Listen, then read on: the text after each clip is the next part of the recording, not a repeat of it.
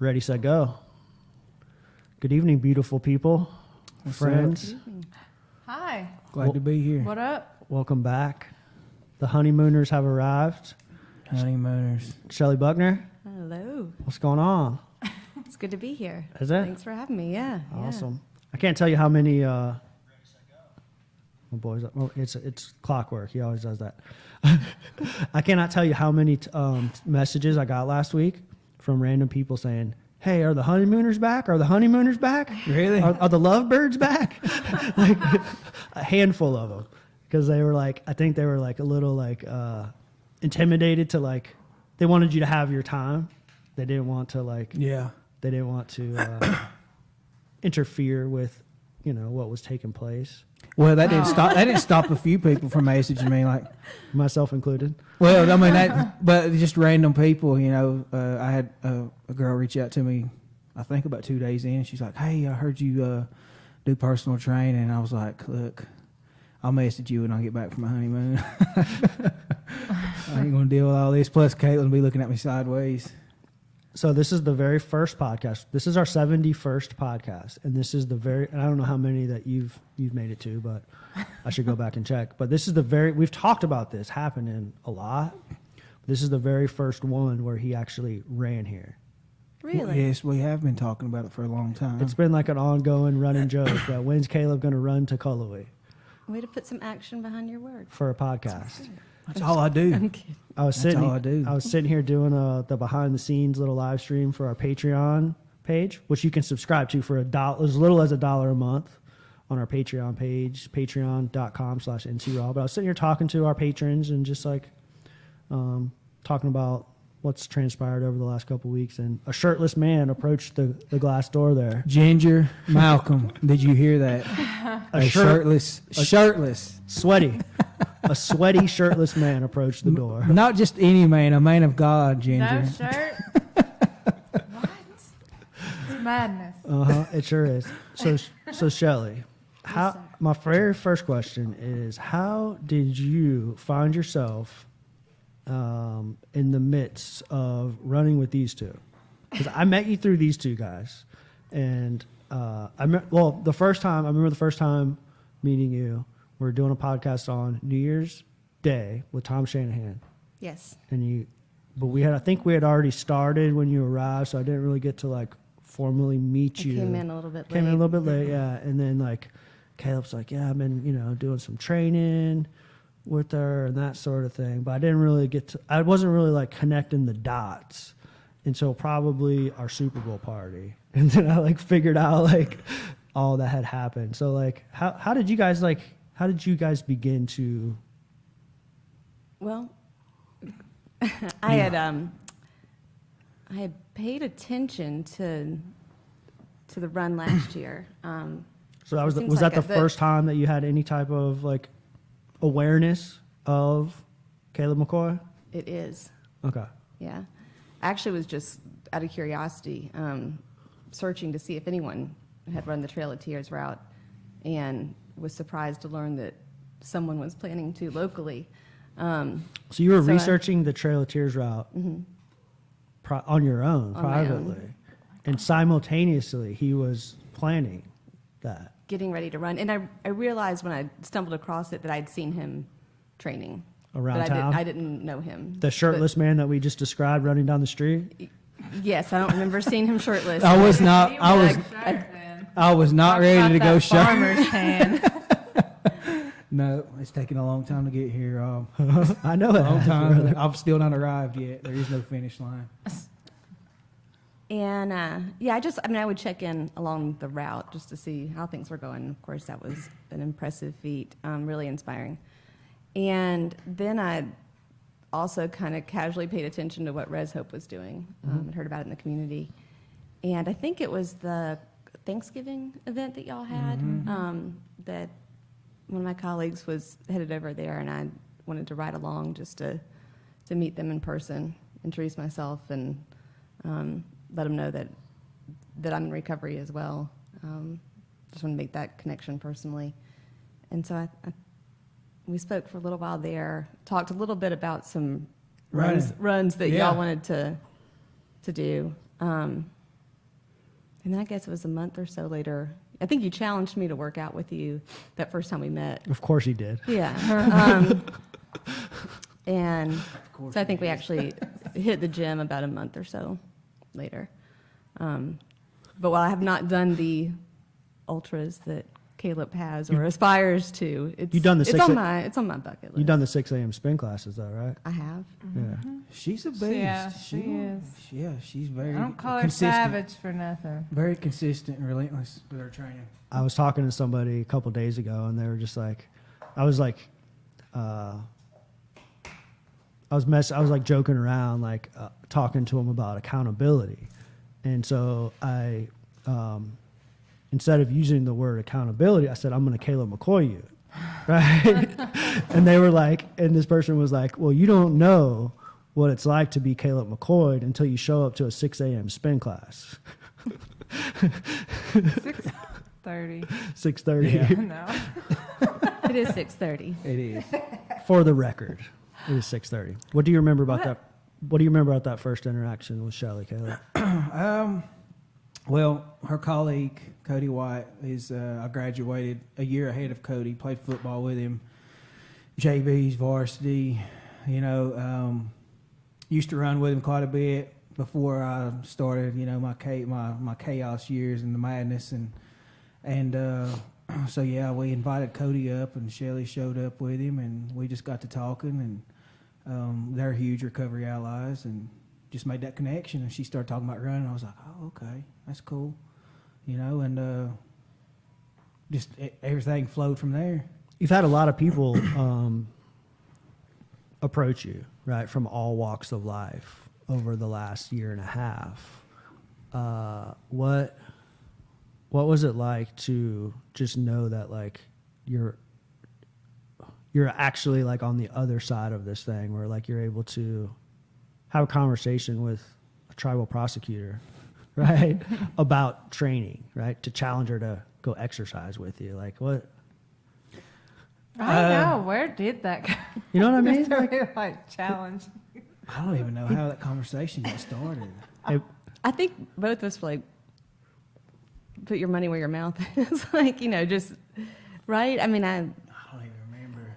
I think I mentioned I was going to start doing some personal training, and you said you'd come back from an injury and needed somebody to work out with, and I think that's kind of how it got started. Yeah. But yeah, back to what you were saying, being locked up so many times and running from law enforcement and everything, and one of the most vivid memories I have of being in Cherokee jail was I was so embarrassed.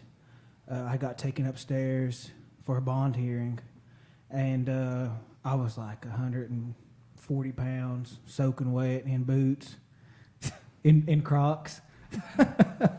And Cody was the prosecutor that day, obviously, and I can't remember what he said to me. He said, I think he just come up to me. He's like, "What are you doing, man? Like, what's going on with you? What happened to you?" And I just had so much shame and guilt, and just remembering from where we used to be, and it's amazing the full circle moments, that I get to experience now, from running from them to running with them, and they still can't keep up. He's never going to let that go. Someone's got to catch him.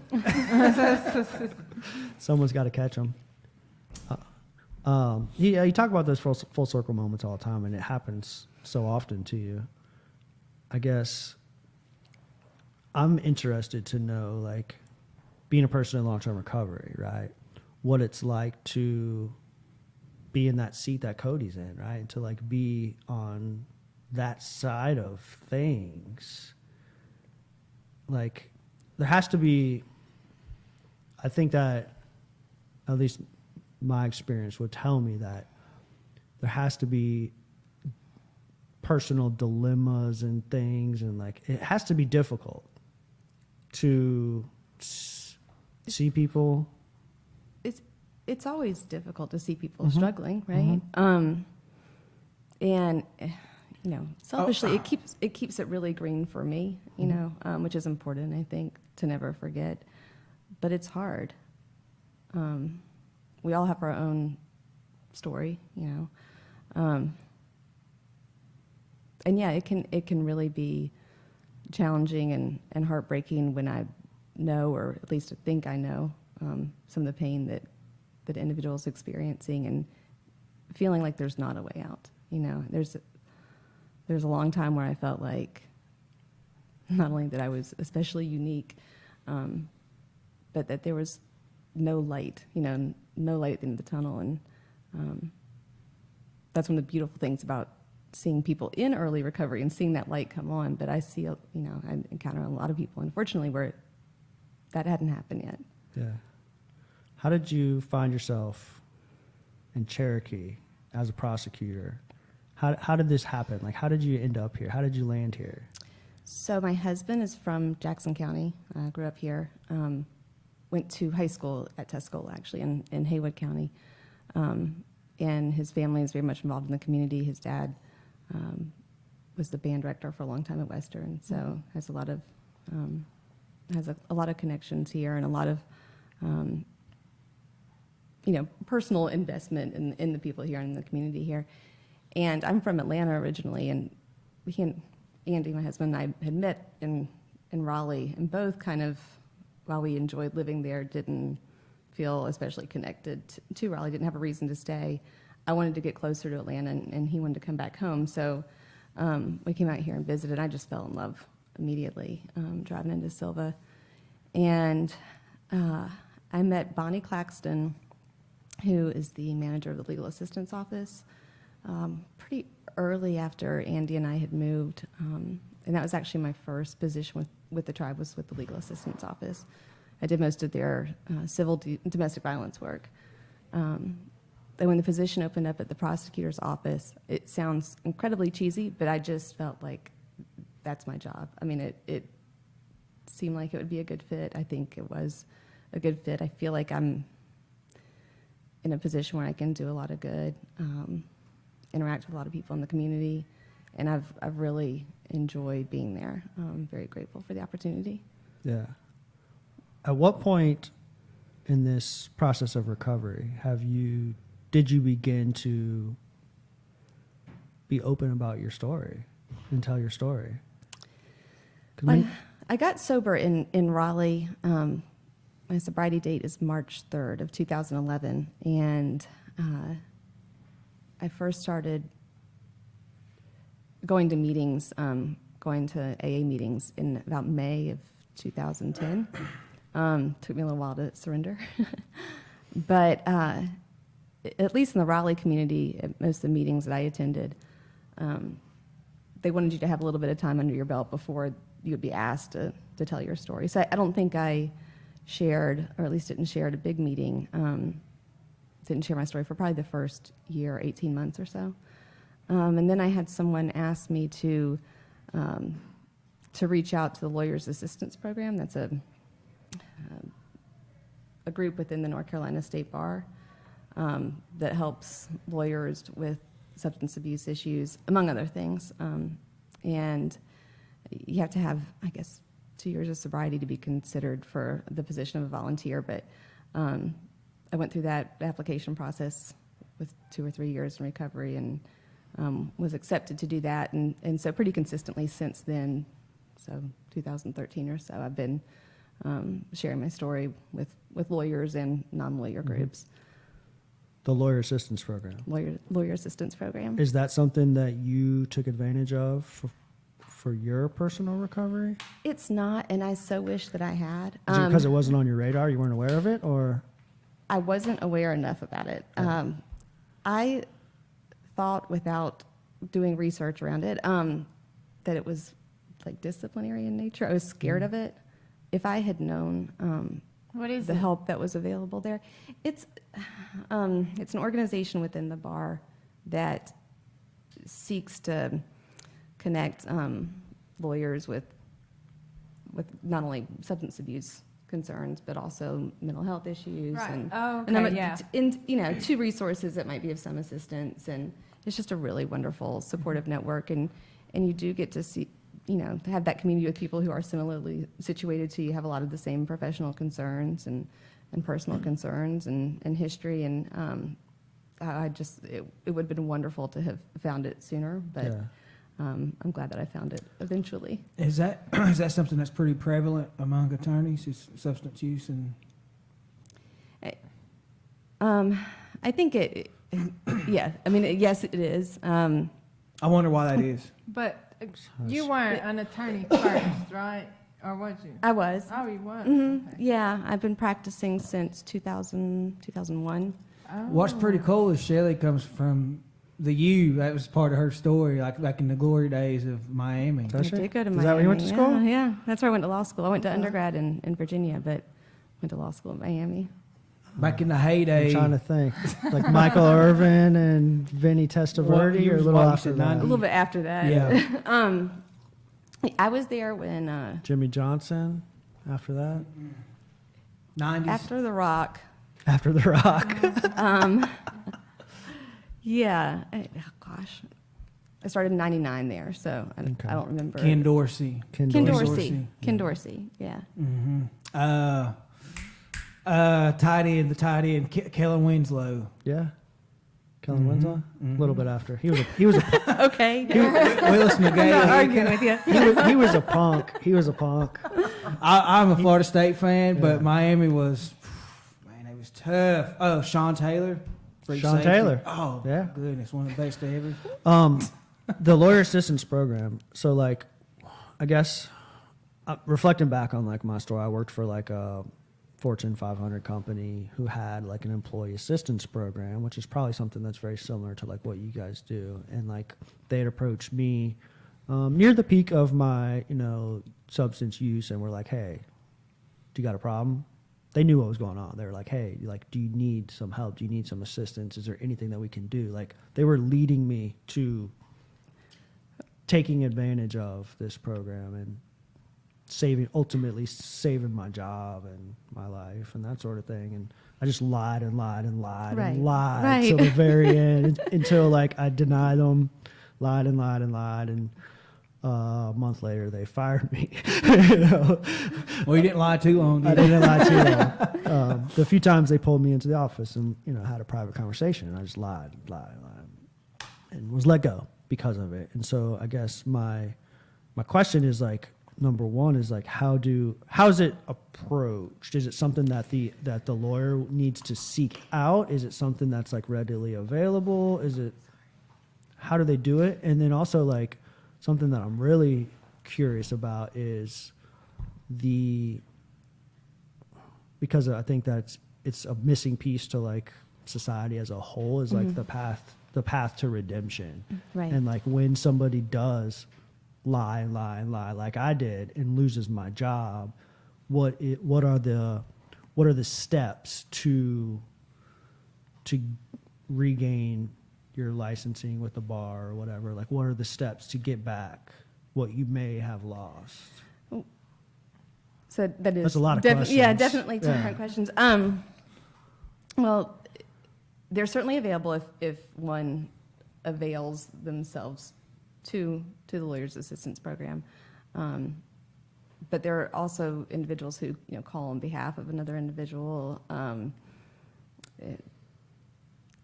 don't know that I would call it 12-step work, but there's some reaching out to individuals who may need help. But you can't make somebody be ready. Yeah. But in terms of getting one's license back, it really depends on where you are, or if you've actually had any kind of professional consequences. I was very, very fortunate that that's not part of my story. And so I really can't speak to anybody's individual experience, but I know that the Lawyer Assistance Program, they want to help people succeed. Of course, it's very important that lawyers provide services, adequate representation for their clients. I mean, it's also a public service that the Lawyers Assistance Program is doing too, but they want to see people succeed. It's not intended to be punitive. The participation is very much anonymous. So they do great work. I I can't speak to Yeah. any What- individual cases or anything. Yeah. What role do you play in volunteering with them? Well, I do share my story at CLEs from time to time. I've done that in different locations throughout the state. When they need me to assist with individual kind of cases, I've been involved in different levels and with different responsibilities with respect to those. And that started in Raleigh and transitioned here. It is very much different recovery community here than in Raleigh. I was shocked when I got here to see sort of there are far fewer meetings. That's why, that's one of the reasons why I think what you're doing is so wonderful, that you help connect those who might be struggling to find connections in recovery. Definitely an opportunity in these rural communities. Substance use, addiction, addictive behaviors, it's just as prevalent anywhere you go. Absolutely. Right? So why? Because we live in a rural, oftentimes more economically diverse community, do we not have access to simple forms of care or basic things like transportation or safe housing, things like that? Like, those are the opportunities. And like, I've been doing this for 4 years here in Western North Carolina. What I noticed is that go around to different organizations, and I don't want anybody to take this the wrong way, but I'll go around to different events or different organizations or different meetings, right? Rallies, community stuff, and like, everybody knows where the opportunities are, right? Like, everybody is aware that transportation is a major barrier. Everybody is aware that housing is a major barrier. But like, what's stopping people from like taking some action? Like, you guys are doing it, right? With your home that you're working on, but like, anybody you talk to, everybody knows that like, hey, this is what we need to work on. Like, this is what we need in our community right now in order to heal, and in order to like allow these families to like get their lives together. But like, everybody talks about it, but nobody's really doing much. Right. Identifying the problem, but not Yeah. having any solutions for it. Yeah. Yeah. I feel like, there's several different things that play into that. Everybody I want to stay away from it. I'm just going to stay Yeah, well, away. no, let's not. Let's just be careful in what you say, but let's Yeah. not like the biggest thing. If I was to say what I just said, right? The number one answer would be like funding and money and things like that. But we know that like that's the obvious, right? Funding is the obvious, but it's not. Is it though? Is it? There's ways you can get people Yeah. to buy in. Mm-hmm. You just got to have that passion and resiliency to keep on, going out and knocking on doors, going out and talking to people and presenting them like this is what we're trying to do. Yeah. And I also think it's like scarcity. Like, we need more champions that are, like Caleb said, that are passionate, that aren't afraid, like that. And then we tell people all the time, like, it's kind of funny because the reason and why they start the group, I know the one. Okay, never mind. I ain't gonna say that. It's because they have to. Well, Is that what you're saying? it's like, well, I want to start something different than what Res Hope is doing. By all means, please, please get out there.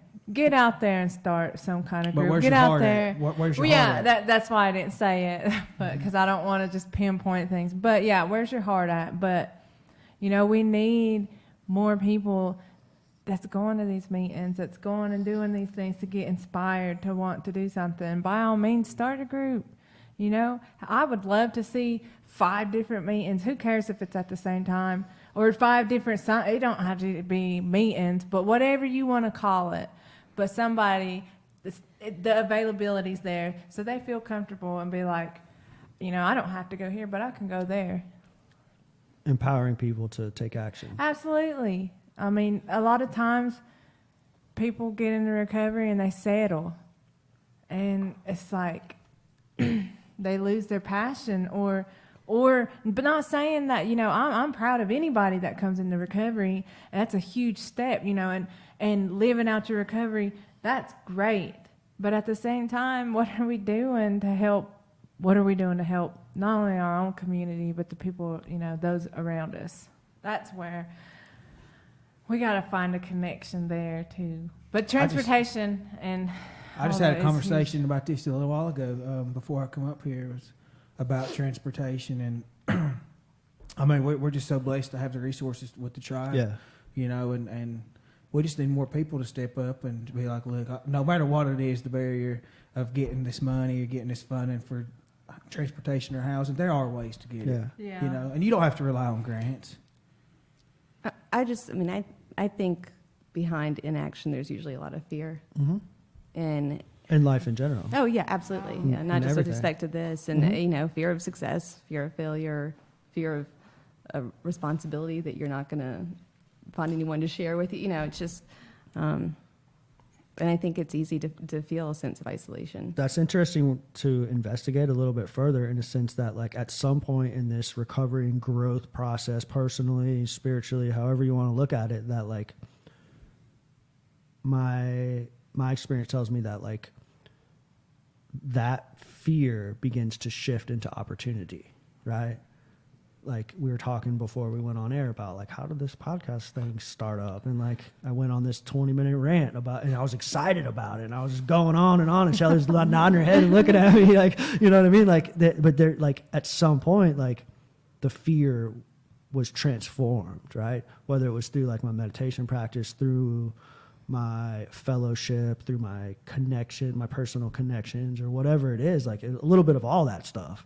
But at some point, like, the fear transforms into opportunity, turns into, like, and, like, if you look at people who tend to use substances, become addicted, like, they get passionate about things and they literally run with it, right? Like, whatever it is, you find something, you find the key to whatever it is, and you go with it. And so, like, how do we empower that? How do we lead people how do we channel people to that kind of instinct to, like, take some action? I also have some ideas about, like, the funded thing that I've been, like, kicking around with Lori at school. And that's, like, number one, there has to be a way, this based off of my years in Florida, like, whoever our elected officials are, like, and I know we're not going political here, but whoever our elected officials are, like, the powers that be, like, there has to be a way to tap into some of the tourism dollars, right? Whether it's, like, through some sort of, like, tourism, minuscule half a penny tax on hotels or amusement or whatever it is, there has to be a way to tap into. There's a ton of money coming into this economy through the tourism that's generated here year round, right? Who's to say that recovery models can't get a little bit of piece of that puzzle, a little bit of slice of that pie, right? The other thing is that there's a ton of people that live on top of these mountains up here that are snowbirds. They got a ton of money. They throw it around all the time. They throw it around to the universities. They throw it to Western. They're giving money away. Laid down. And they haven't been approached with Who's knocking a lot on their of times, doors? right. Yeah, they've been affected, and somehow we know that everybody's been affected, right? Who's knocking on the doors? Everybody. Who's knocking on the doors and saying, "Hey, my name is Caleb McCoy. I'm a person of long-term recovery. I ran the damn Trail of Tears last year, and this is what I'm doing for my community. Would you like to support that?" I need to take you with me and knock on some doors. Last but not least, the transportation thing. This kind of came from talking with me and Lori's. Jackson, let's start with Haywood. Haywood, Jackson, Swain, the reservation. How many churches do you got on that? I think there's Are we on 50-something, triple digits? 50-something At on the least. res. Yeah, there's triple digits, right? least. Every one of those churches has a van sitting outside. Most of them do. What does that van do all week long? Mostly sit there all week long. Mostly sits there all week long. Who are listen, hold on. I got Don't you. even get me started on I got you one. Hold on. So who are attending these churches? Typically, who are, like, I don't want to, like, Broken people. No. What demographic of folks tend to attend many of these churches? People that need a doctor. Like I was going with like White. elderly. Oh. Like we got a lot of like an elder, Yeah, there's a huge gap. a gap in like people in the 50 to 70-year-old range. Like just wondering how you were. yeah, I'm just I ain't watching sure. I'm not, you know what I mean? Like there's You people ain't never watched Stephen Furtick then. people who have like retired and who are looking for a little bit of meaning and who could like Yeah, who purpose. could have some value in driving that church van once a week. Like if we could rotate this thing, like, all right, this church is going to take care of Mondays and this church is going to take care of Tuesdays and Wednesdays and Thursdays. Like, I think that could ultimately like handle a lot of like the transportation dilemmas that come up. I love Is it. that Do is you want to that be on our board? is that to meetings or to jobs? All of the above. or- All of yeah. it, yeah. Jobs, meetings, Yeah. counseling, children and family Interviews. things, And that- I like, mean, all that- that stuff. That should be at the heart of every church is missions and giving back to your community, you know, and so many times it doesn't happen that way. Yeah. But they need to be provided an opportunity to buy Approached. in. Yeah. Yeah, for sure. The churches we have approached have been, Open. yeah, for sure.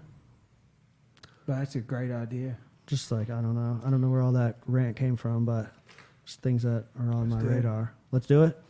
Shelli, what is your story? How did you like become a lawyer and find recovery and end up in Become a savage. A savage Savage Shelli. Shelli? End up in like beautiful Western North Carolina, the most beautiful part of this country. So you want me to start at the very beginning? No, just like, Okay. just, you know. Well, the lawyer part, I think it is kind of important Okay. to know a little bit about my childhood. I adore both my parents; were really close. But I'm an only child, and my dad was an excellent athlete. My mom was an excellent student, and I don't know that I felt like I grew up in an expectations high, acceptance low environment. I don't know if that was true. I think most of the expectations Was your perception? were those that, yeah, it was my perception. And those expectations were ones I put on myself. I may have felt like their love was conditional, but I don't think that was because of anything they did or didn't do. I think that was my perspective. And my dad, in particular, really liked the idea of me going to law school. Did you at the time? I wasn't sure. I graduated from undergrad, and he was so determined that I go right from undergrad that he offered to contribute a lot financially if I did that. And I said, no, I'm going to take a year off. And I'm laughing because that year off, I worked at a big law firm in Atlanta by day and a bar by night. So that was I know when where had this is going. That's when I had the stamina to do that. Where was undergrad? Washington and Lee. It's in Lexington, Virginia, about an hour north of Roanoke. Beautiful school. But to be honest, one of the things that attracted me to it, I think, was that it had reputation for hard liquor consumption. And when I went there, it had just gone co-ed. It had been all male beforehand. And its campus, then and now, touches BMI's campus, which when I started undergrad was 100% male. So I found an undergrad that I had lots of access to boys The and opposite liquor. sex. Yeah. Smart woman. Yeah, I couldn't figure that out. The statistics were good. How many of these women not taking yourself out of this equation? How many of these women graduated married or pregnant? Probably 0%. Zero. Okay. It's All right. yeah, it is really competitive Okay. academically, Uh-huh. and I visited a ton of schools. My dad took me on a big college tour, UNC, Duke, Georgetown, all of that. But we drove into Lexington. And I said, "This is it." So it's actually the only school I applied to, and it really was just idyllic and utopic. And I think that leaving there was just a shock to the system. So I go back to Atlanta, and it couldn't be further in terms of an environment. And so, yeah, law firm by day, bar by night. No good thing happened during that year. But I did, and it wasn't the firm I was working in that I didn't think, oh, this is what I want. But I did like the intellectual challenge, and I really appreciated the work that the attorneys that I met there did. And so I took the LSAT and applied to law school and got a scholarship to Miami. So that's how I ended up in Miami. Do you think that the bar life, like working in the bar at night, do you think that you were aware of like the potential risk and that might have like of what could happen from that lifestyle, and that's what might have like influenced you into like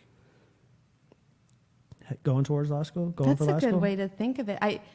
Were you conscious of maybe- like, hey, this could get out of control? Like I need to like maybe listen to Pops and fill out this law school application. I didn't see anything good coming out of what I was doing long term for sure. And there were a few nights where I went from my work at the law firm to the bar to a 24-hour club in Atlanta. Back to work. Back to work. Yeah, I'm familiar with that and- cycle. Yeah. So is that, It is worked that out what well was for me. jumping out at you when you figured out this isn't a good idea, or was there something that happened, life changing, life altering, where you was like, look, I don't need to be here?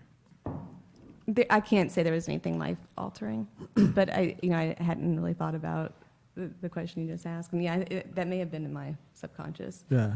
I need to make a change. How was South Florida? Ridiculous. Ridiculous. I got some stories for you. Well, you're from Tampa, right? Yeah, I spent some time down in Miami and some interesting interactions. That was the Drew Rosenhaus period, you know, the age of getting all, It was. It was. getting all the Getting cocaine paid. for the, yeah. Getting paid, son. Yeah. Did you see any of that going on when you was down there, or was you in a different demographic of people? I spent a lot of time in school. I did. Quite a nerd. At that level of like academia, you have to, right? In order to. I did.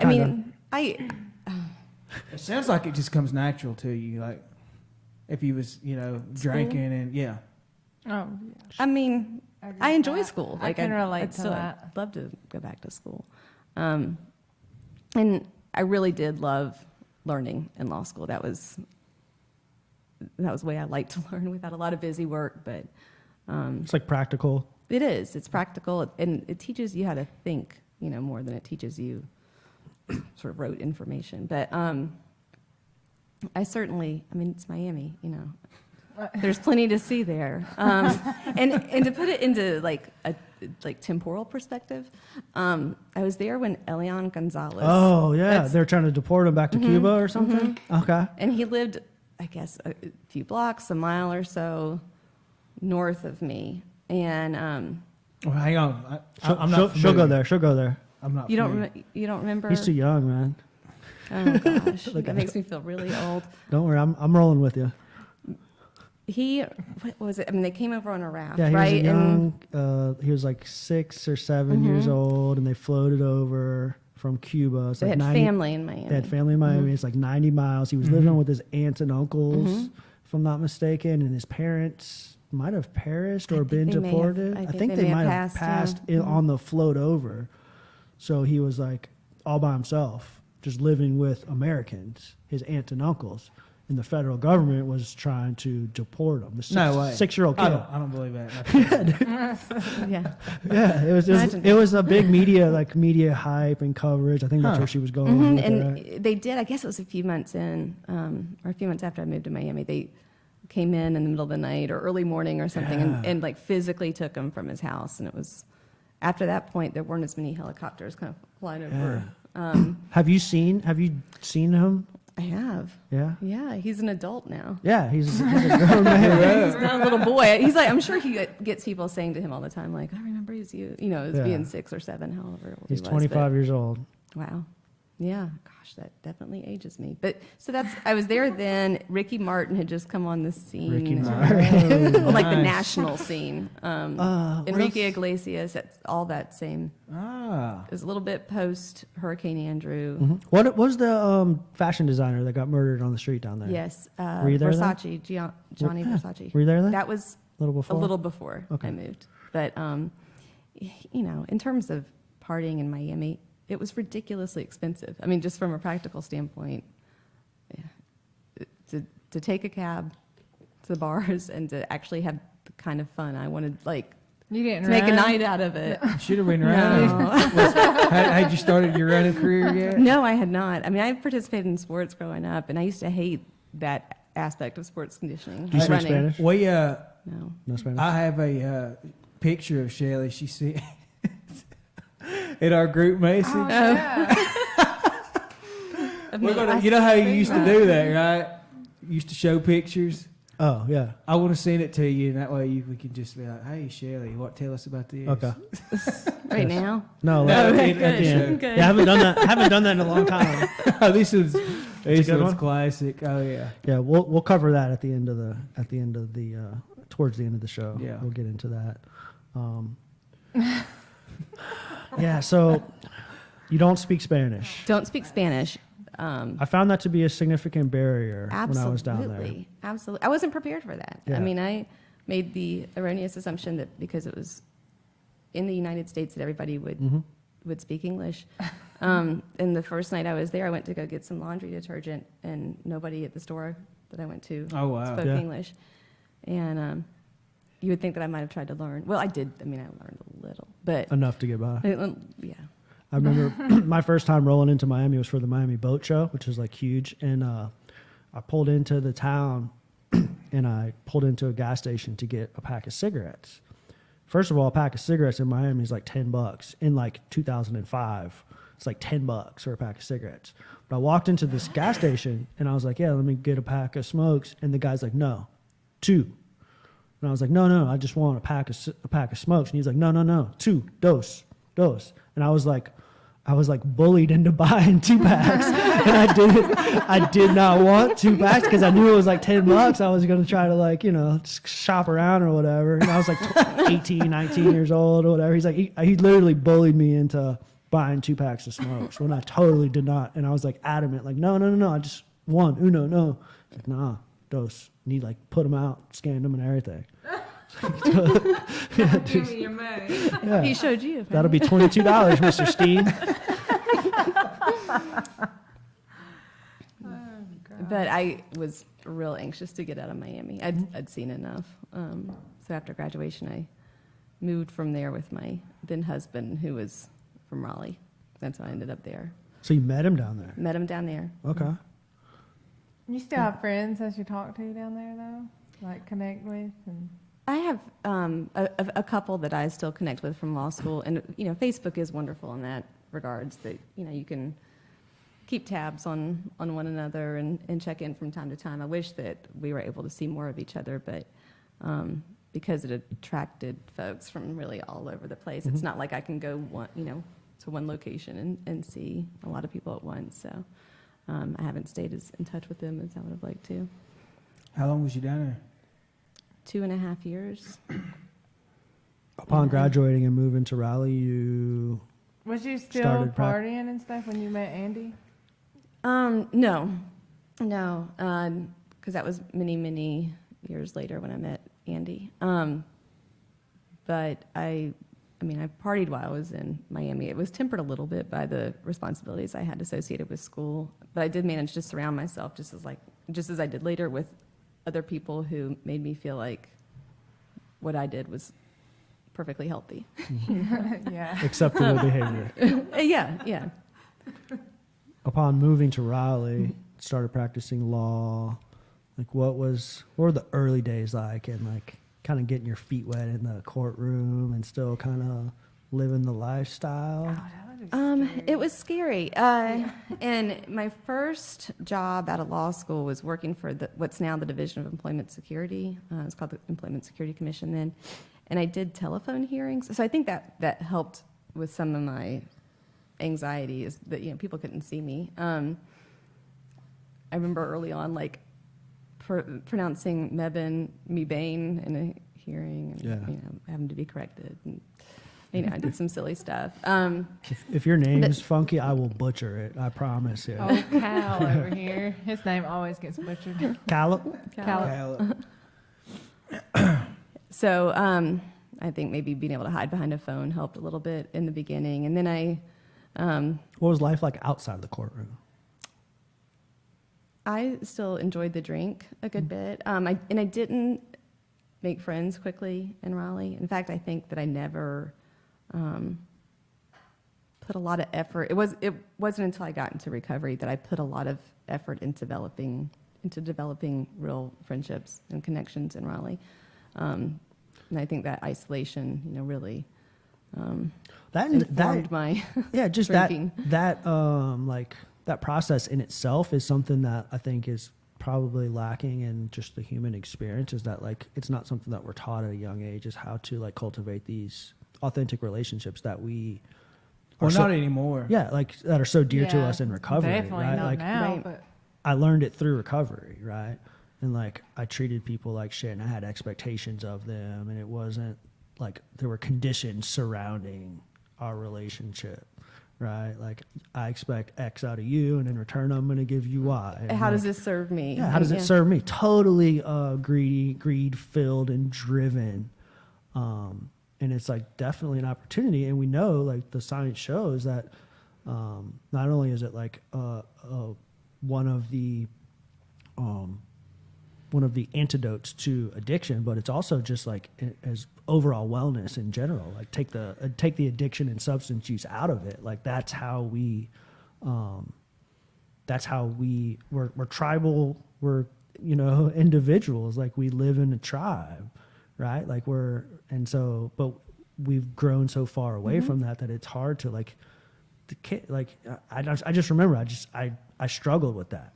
Now, I got a job in retail sales as a teenager, so I was forced to be able to like interact with people. I put myself out there. I was forced to like learn some basic skills, like how to gain someone's trust and this and that. But at the end of the day, there was still some tangibles attached to it, meaning I'm trying to sell you something. You know what I mean? So like, how do we as a whole, as a local community, how do we like teach that skill set?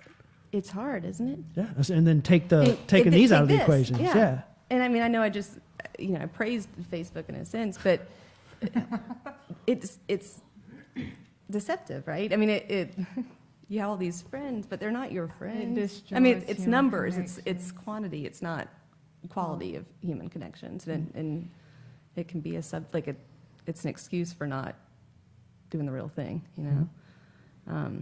Yeah, I mean, I think it's hard to teach people how to be a good human to another. I think sometimes it takes that pain, that need to Take a step back though and listen to what you just said, right? To be a good human. That's all we're asking. right. That's all. Those are the only expectations from anybody that I meet. That's it. Just be a good human. Be kind. Show some love to each other. Compassion, patience, Yeah, treat people fairly. gentleness. Honesty. Honesty is a great quality. Fantastic quality. yeah, it's a pretty good one. I don't know. Just things like that are what Caleb hates this word, but things like that are what motivate me. He didn't like the word motivate? He hates it. Things like that are what motivate me. Like things are like that are what my brain gets stuck on, and I'm just like, and I think differently than many people, but like things like that are like what, because those were the opportunities in my story. Those were the downfalls. Those were where the skills were lacking, and so those are things that I think about. How do you teach someone to cultivate an authentic relationship? Take the like romantic bullshit out of it. Like just like, growing up, how do you cultivate that? How do you teach that? How do you instill that in your children? Do you have children? I don't have children. Okay. How do you instill that quality in your future children? Well, I'm trying. Oh. they're When not you future adopt. children. When you adopt, you and Andy adopt about 10. We have no intention of doing that. God bless those who do, though. I'm trying to think what my parents did, and I think I do think it comes naturally to us. Actually, at some, there's some. Well, age, just 'cause we there's don't wanna some be age alone. because we're not. When you've got your kid fears, they're not the ones we carry as adults, right? I mean, Then your parents just kind of you're push you scared of along. monsters and Yeah. things that you think might hurt you, but you're not afraid to reach out to other people. Generally, there's this very pure and innocent and vulnerable quality that children have, where that doesn't get in the way of them forming those human connections. But then we lose it, like when we become aware like, well, aware of what people think of us, what we believe that people think of us, and at least that's true for me, you know. So It's true for most. I mean, and it's getting younger and younger. You know that kids are starting to get like that. You know, to where they are scared to be vulnerable and they are scared to reach out. Mhm. But like you said, you know, used to be in before different strains. There's pros and cons to it because I'm big on cell phone or electronics destroy human interaction, human connections. But with that being said, you know, you do think back to when it was more pure and simple as a child, you know, just how much easier it was to reach out. But Well, now you have all these It goes back to the sermon. oppositions. Back to the sermon we heard this weekend about my maker is my mirror. How many mirrors do we hold up and compare ourselves to the world or compare ourselves to this group or that group, and so we don't have a good image of who we really are. And I feel like it goes back to, I'm telling you, we're beating up some cell phones today, but it goes back to the cell phones, you know, and kids don't know how to communicate anymore, you know, because they're always got that in their face, and so they're looking at these highlight films of, you know, people's lives, and that's all that they see, and it just destroys. Yeah, and I think it destroys creativity too. You know, like It does. we used to just not know things. You know, like now if I don't know something, I can Google it and have the answer in 3 seconds, right? But there were times I think about that, like I guess we It's just helpful, didn't know though. it, you know, and we survived, or we figured Yeah. out other ways to get the answers, or we just moved on and, you know, played some more. Like, Wrote it down on your Yeah. notepad and checked it out the library next right, time you're right, out. exactly. And Went down now a it's just dictionary. information overload What all is the that? time, No. all the time. Thesaurus, dictionary. But I think as an adult, unfortunately, for me, I had to be in enough pain to say I can't do this alone. You know, I mean, it took recovery to learn how to build those human connections again. So when you moved to Raleigh, what year was that, and what did your... I think I said 2000, 2001 earlier, but that's not right. It was 2002 that I moved to Raleigh. At what point did you realize, like, my life is becoming unmanageable? I'm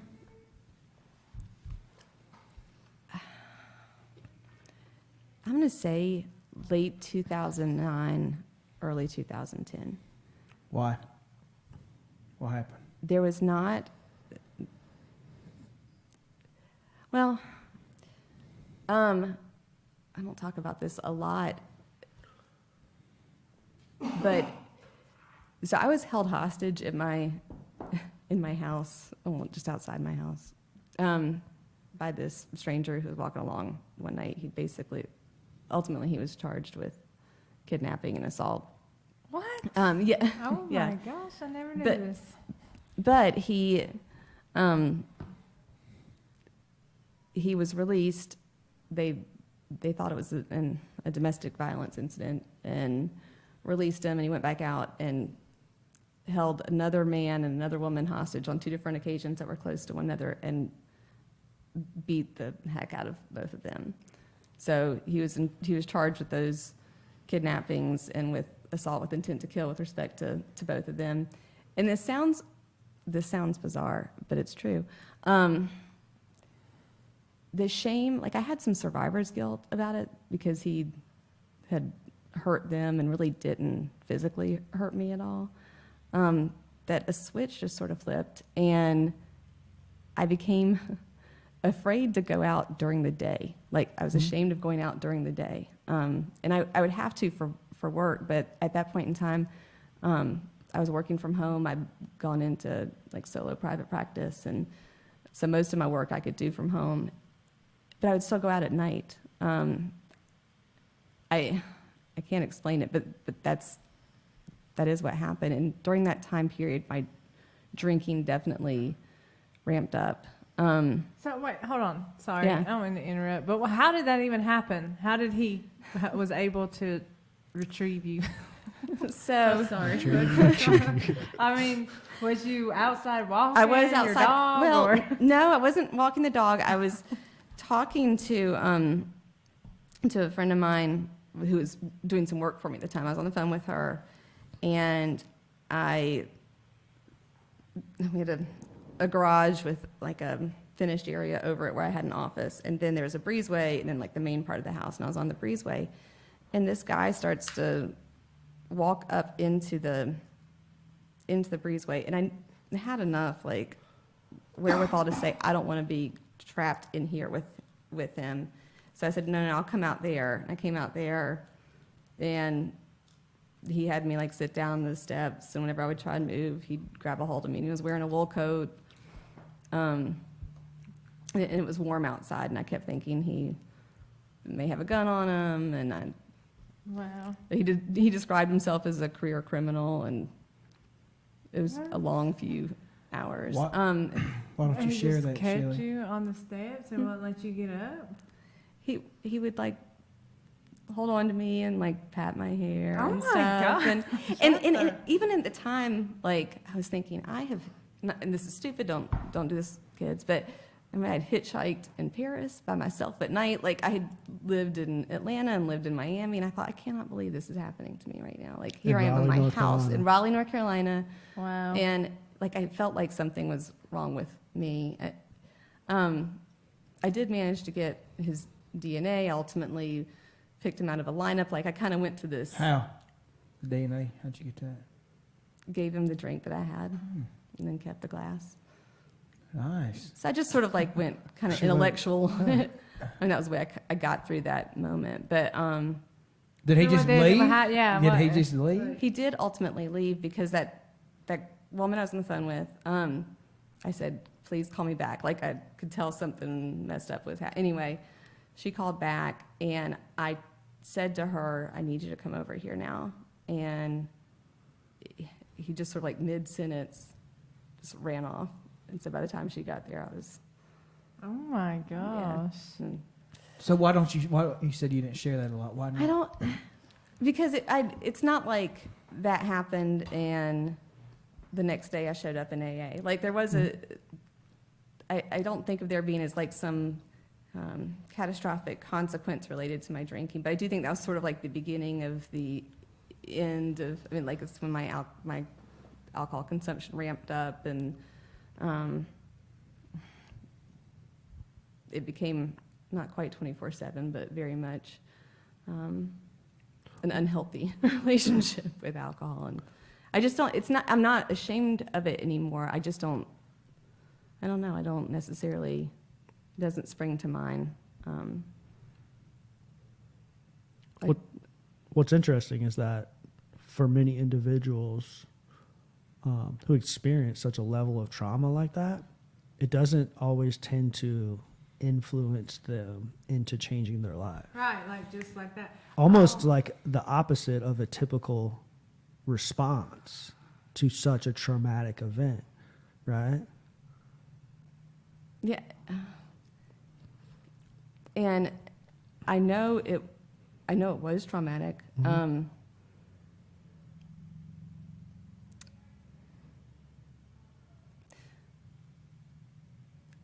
And maybe I haven't spent enough time like trying to process it.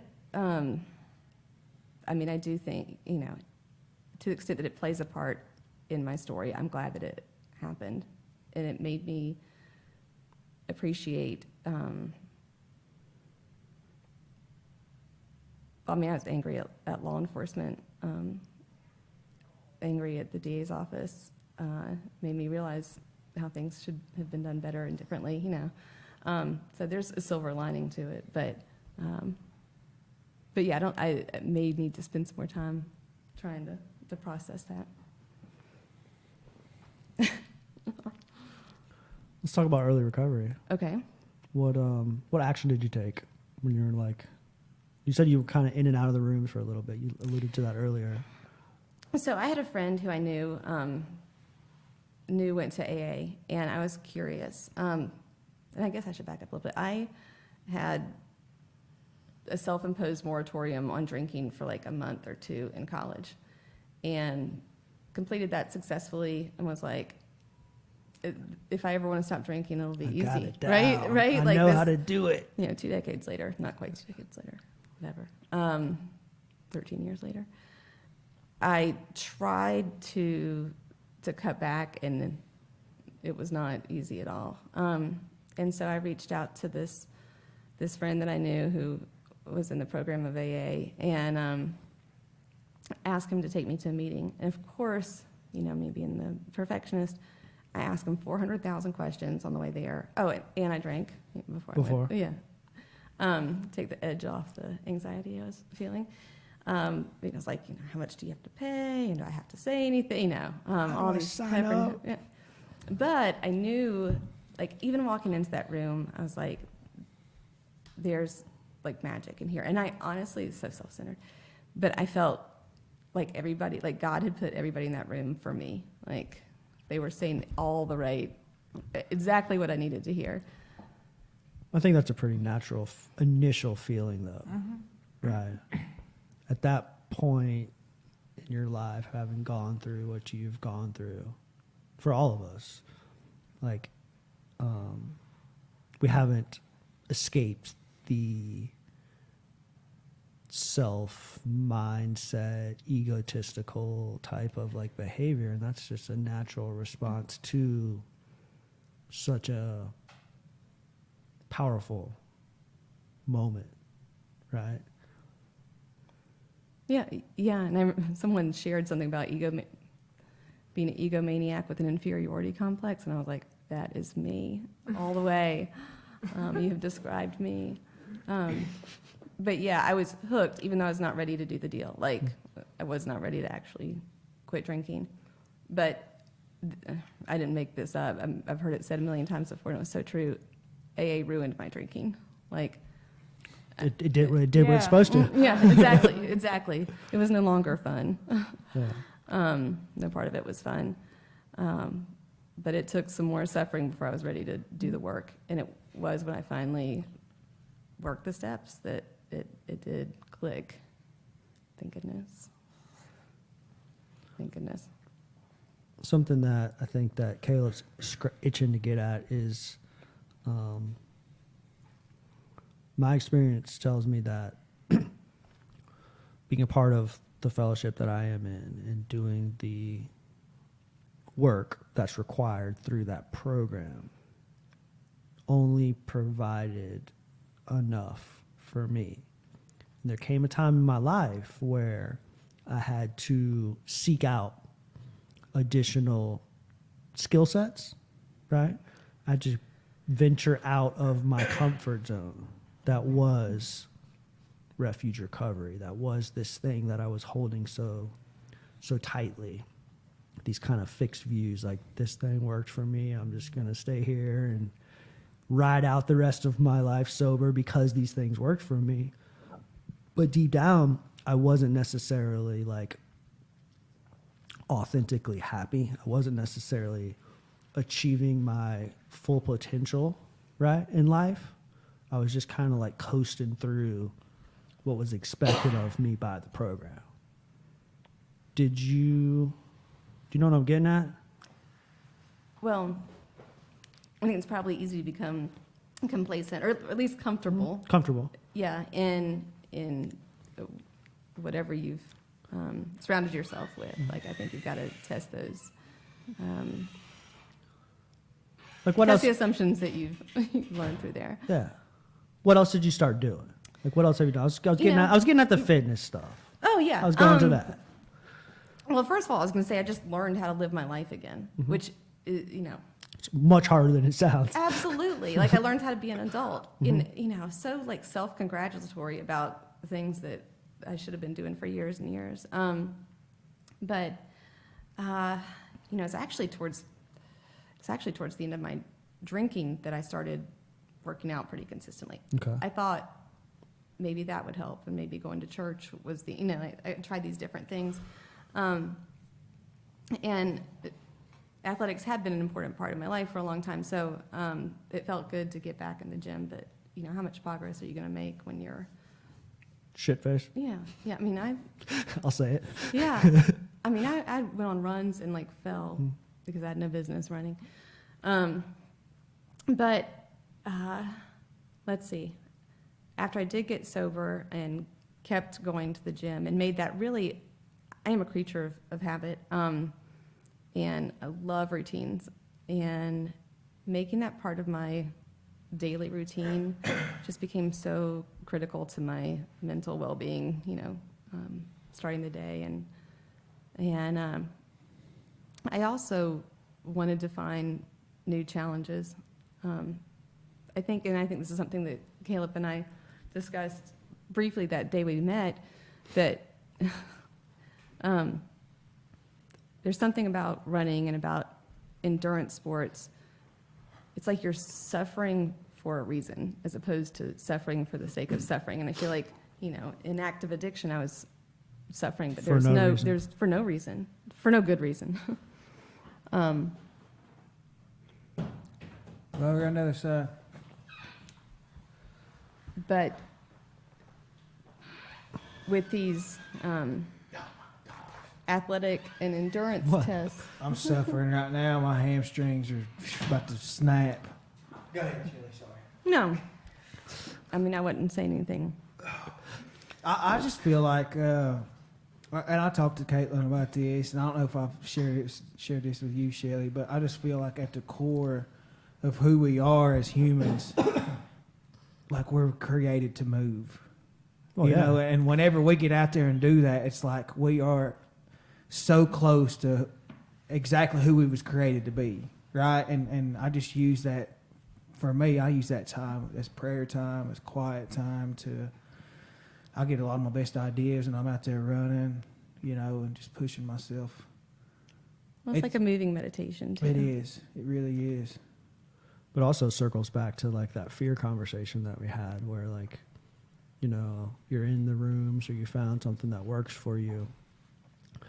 And we've done so much damage to our physical bodies, right, for so long by poor eating habits and consuming drugs or alcohol that there's a high level of fear that prevents people from just like going for a walk, you know, and just doing those like basic things to provide that experience that you guys are describing, right? What role did fitness play in like your recovery? Well, I think your physical well-being is one of the things that you first start to notice coming back. That was my experience. See, mine was the exact opposite. Your mind got clear before your body. What do you mean your physical well-being starts coming back? Like I started being able to sleep and like just feeling good in my skin, not like feeling my skin crawl all the time, and like just feeling like I was connected more to my environment. Like I just kind of stayed, well, you know, numb. I just stayed numb all the time. And having like a physical awareness come back to me, that was one of the things I remember about early recovery. That was like one of the things that kept me coming back. Your physical body will heal quicker than your brain will, like, right? Physiologically speaking, I think.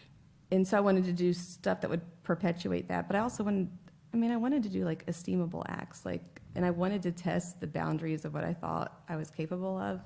And I think I may have said in an email I sent to you, like, I had the sense of I could do anything I wanted as long as I didn't do that one thing, you know. And I wanted to test that theory by challenging myself physically, and it was, you know, it was fun. It was another way to make connections for one. What gave you that idea though? Like why? Why was you like, Did you I'm have an going to enlightenment? challenge myself. Like I'm going to push myself to the limits. Well, I mean, I'm competitive, so it seemed to follow that like naturally, from just, you know, personality-wise. And you know, I don't remember anybody saying, "Why don't you do this?" I think it was that I wanted to do something that, something new, like something different. Running, for example, I think I mentioned earlier, I hated it, is sports conditioning, hated it. But I got out there and I put the time in, and I saw improvements, and seeing those things build upon each other was motivating. And I want to ask that, like, what's the issue with the word motivation? Goggins. That's why I was asking. So the first time I ever really hung out with Caleb, We don't have to say anything else. We can both agree on Goggins. The first He's thing awesome, he shows yeah. me is on a link, and I mean, this is just like casual conversation stuff for him.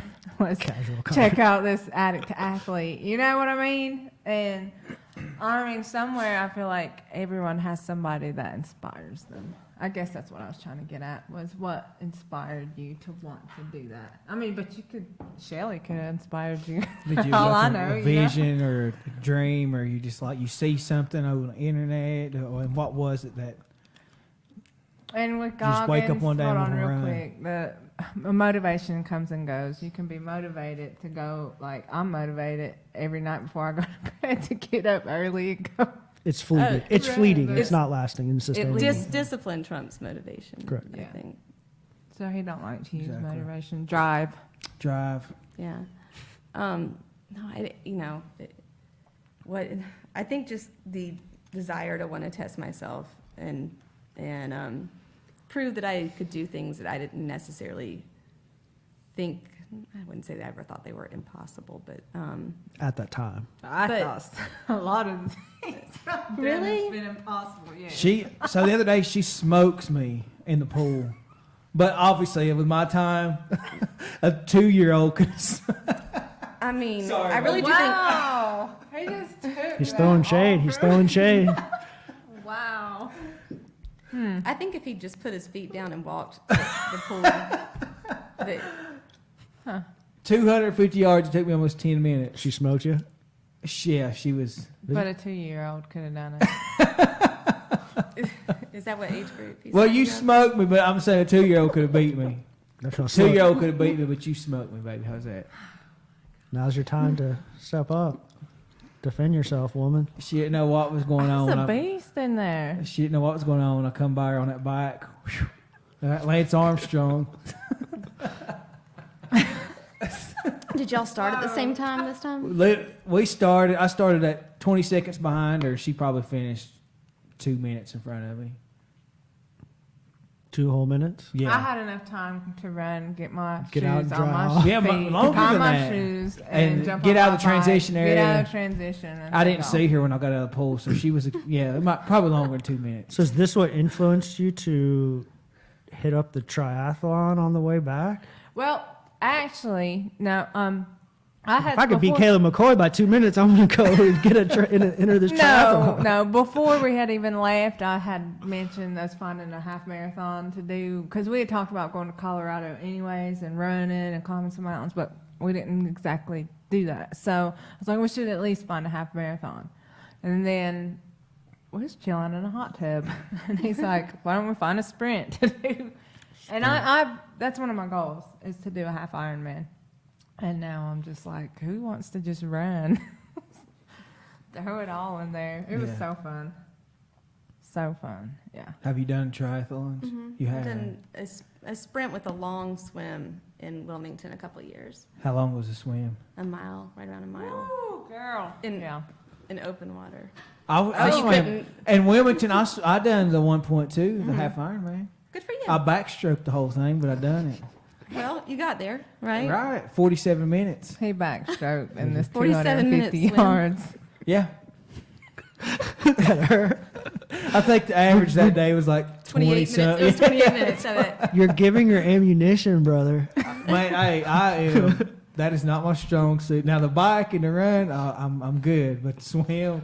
So what you're saying is this summer you're going to focus on swimming? I wanna swim the Pacific. No, I'm going to swim the Pacific. He can run and bike it. I'll just swim it. I hope you got a wetsuit, sweetheart. It's cold. I will cold, get yeah. one. Yeah, I will get one. How did you challenge yourself Well, physically? before we move on, Go can on, come on. It was actually at that triathlon in Wilmington and I did it with one of my friends in recovery, and she asked me how she's an amazing athlete. She's done full Ironmans, And it wasn't really necessary for her to train for this because it was easy for her. Yeah. But she asked, how long are the swim times on this? And I said, I've looked at them, and yeah, of course I'd been a total nerd about it. And I said, I think, they're around 28 minutes to 30 minutes. And she's like, oh, I can do anything for 30 minutes. And that was like, that a light bulb went off. And that's something I think about so often. And it's one of the truths of my recovery is that, I'm going to be uncomfortable from time to time, but I'm going to survive it. Like, Well, you it's hope. all. You sent me that in an email. Yeah. And it was something, reading that, it was something that I began to reflect on, thinking about, like, she's right in a sense that, like, all these waves of extreme emotional states of mind, physical discomfort, Mental discomfort. mental uncomfortable situations to be in. It's all humiliation, yeah, all of it. It's all fleeting, right? It's all It is. none of it's lasting. And so if you can go, like, wake up when the alarm clock goes off and just know that, like, whatever life throws at me today, I can do it for 30 This too minutes. I shall can do this for pass. 30 minutes. That's what they say, but it's like Mhm. I could totally do that for 30 minutes. And so, like, I did that today. I was telling Caleb before you guys sat down in here that I had a really rough week, like really challenging week, like handful of pretty traumatic events happened. And like, I woke up today in like a bad mood, right? And I was like, and I talked to him last night on the phone about it. And I was like, man, this just really sucks. Today sucked. Like, I got to go do something that I don't want to do, right? There's something that is on my list of priorities that I just don't want to do. Like, I don't want to do it. I've been avoiding it since Saturday. And I was like, all right, well, I'm going to go to the gym. I'm going to get on the treadmill. That wasn't the thing that you didn't want to do. No, it's not. No, it's not. I'm going to get on that treadmill and I'm going to run as hard as I can for 30 minutes. That's just based off of like what your statement, what you said.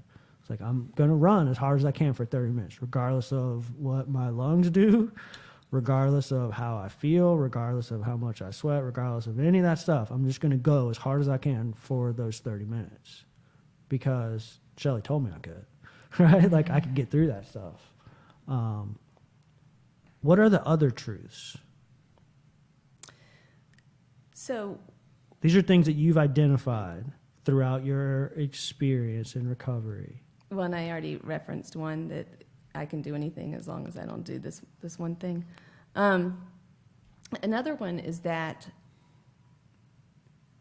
people don't care about me as much as I thought they did.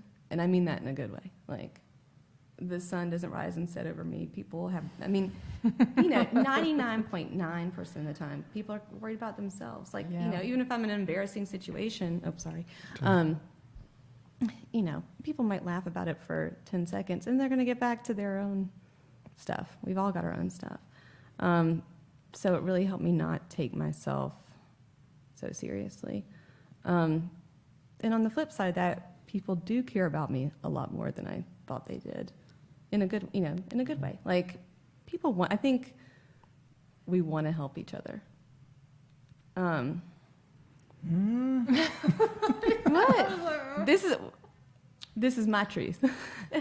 No, you don't think people are fundamentally, like, that they fundamentally care about one another? For the I think He shook his head.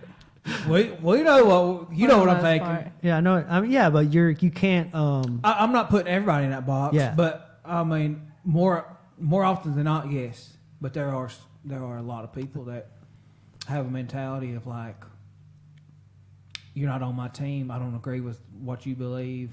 I don't. You know what I mean? Like, I think that happens so much.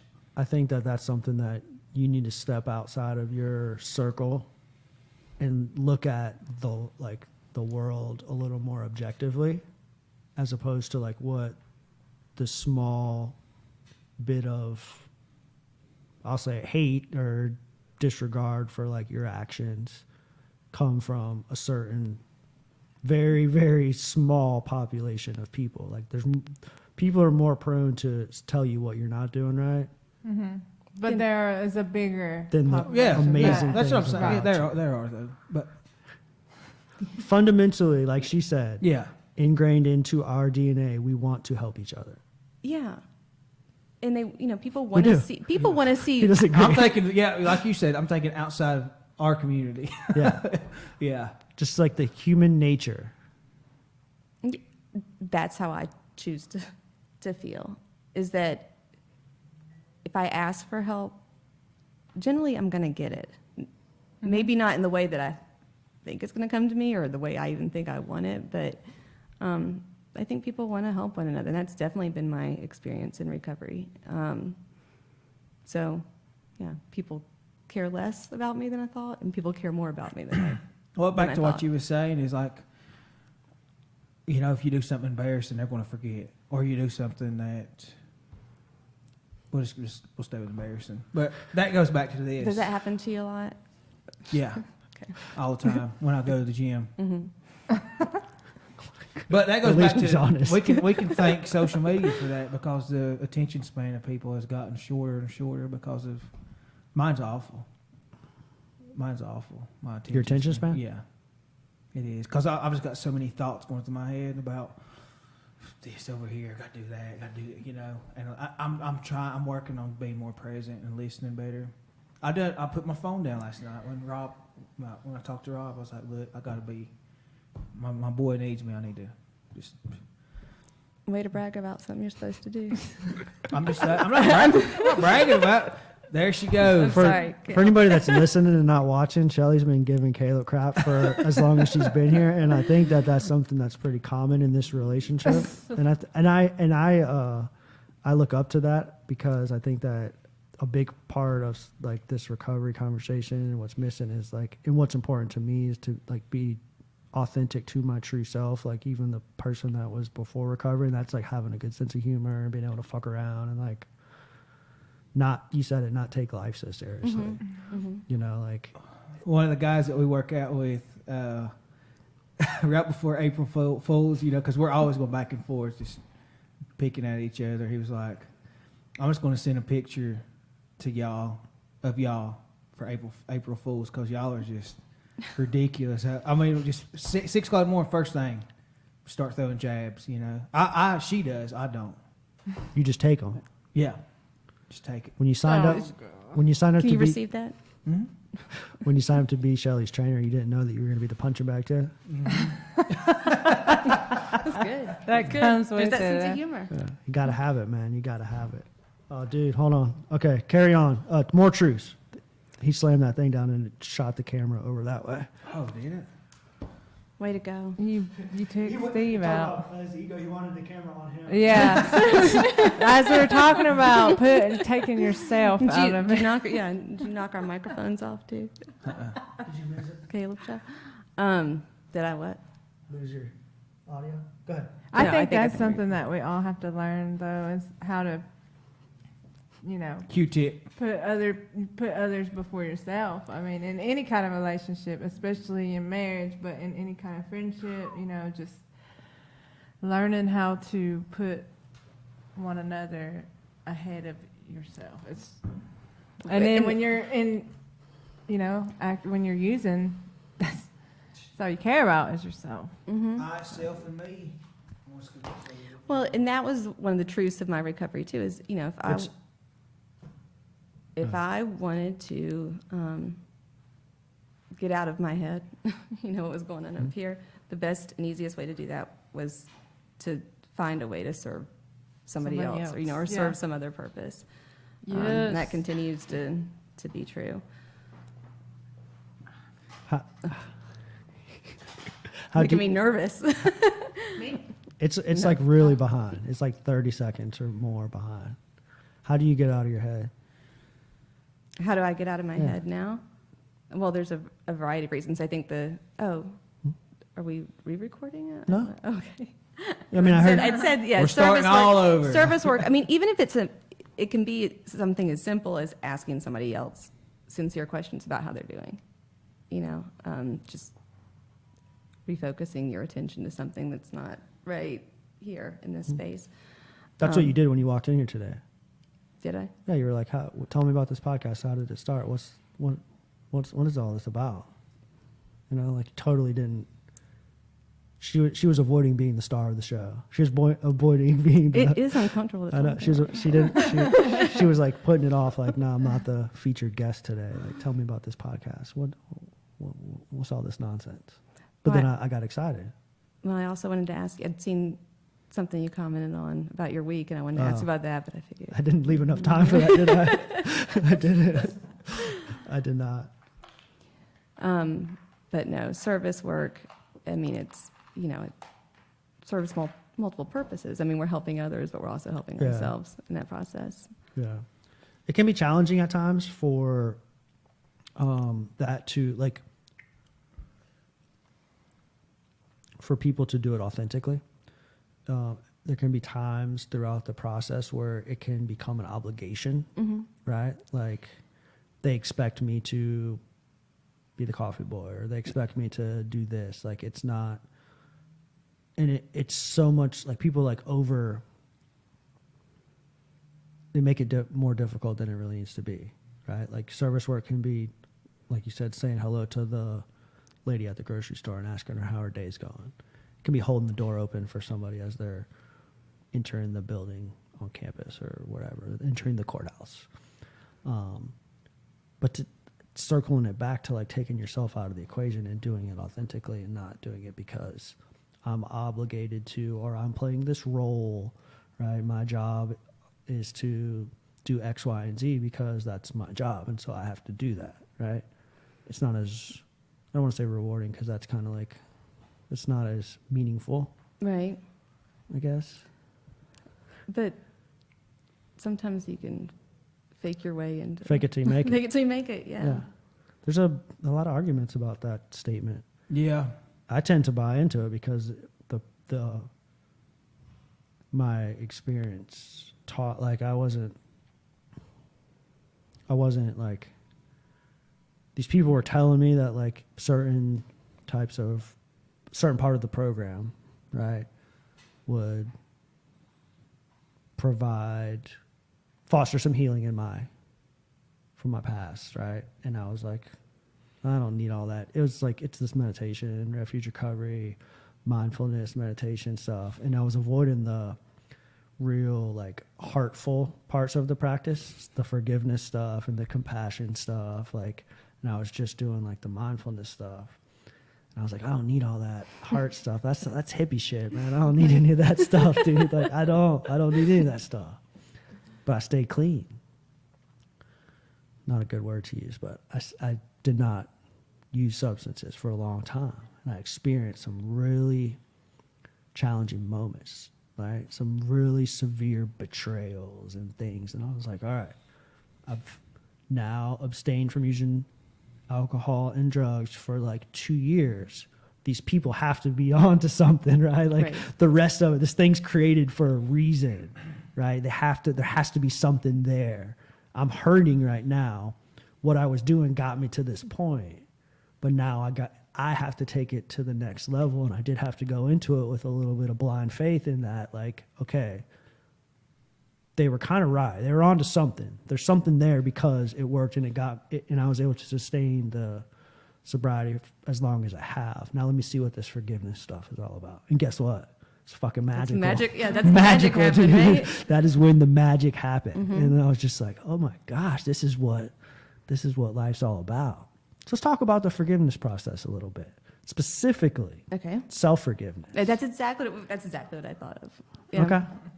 I think that's the hardest one. Yeah. So where do you start? How do you do it? What did it look like in your story?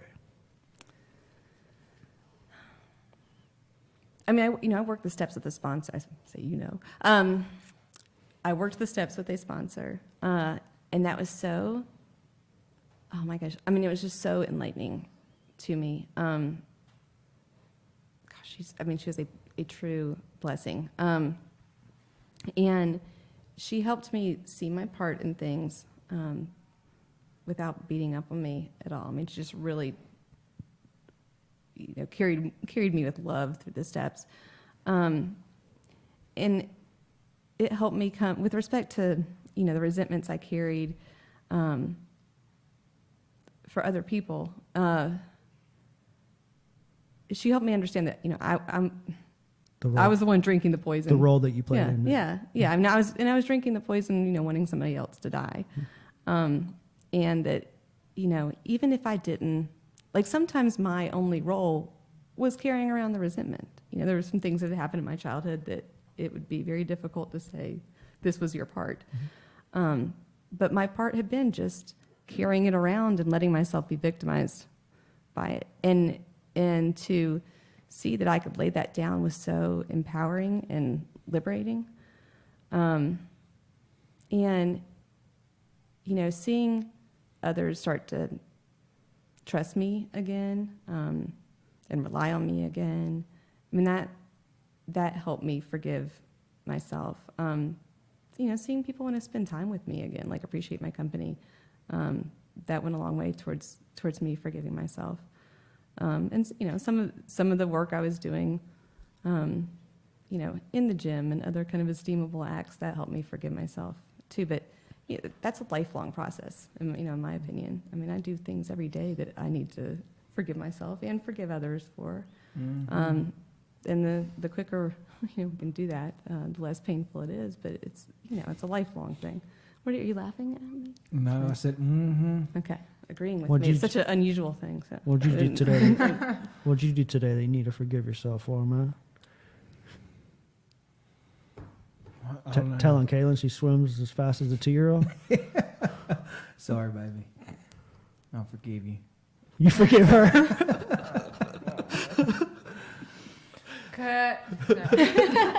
That's a wrap, folks.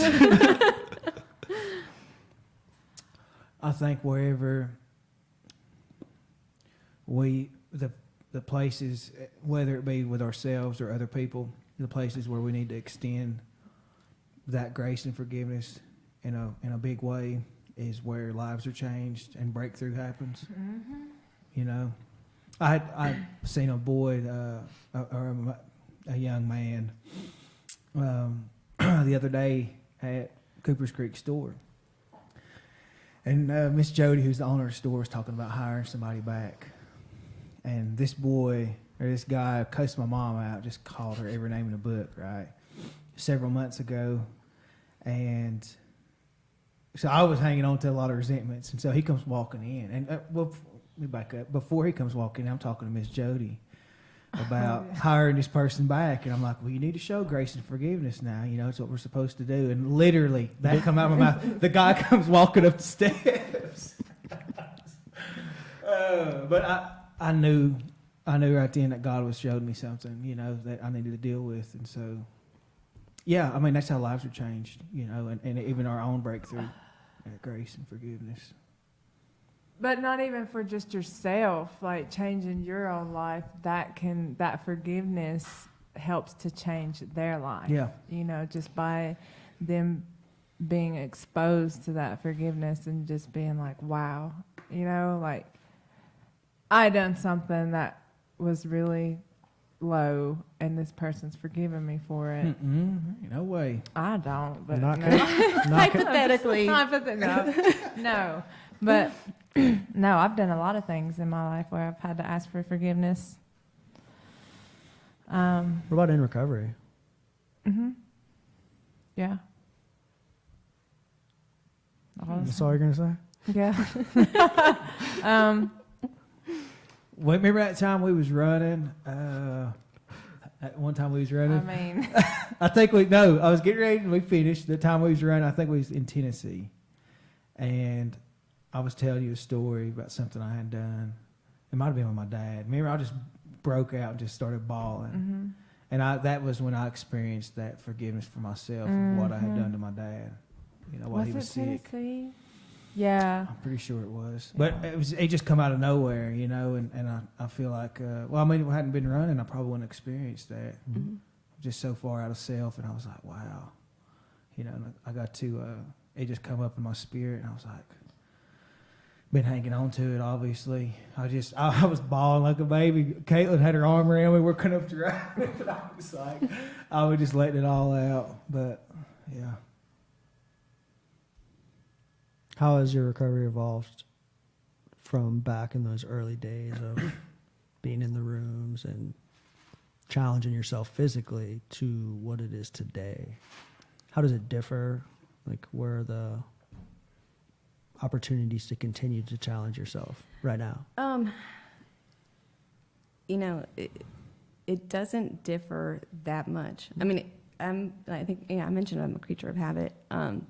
And the things He perked up when you said routine, and I was wondering what. I'm not even going there. Okay. The first time when you said it the first time. Yeah. I mean, I've spent enough time I'm watching, brother. trying to figure out what works that I kind of have a sense for it now, and what doesn't work.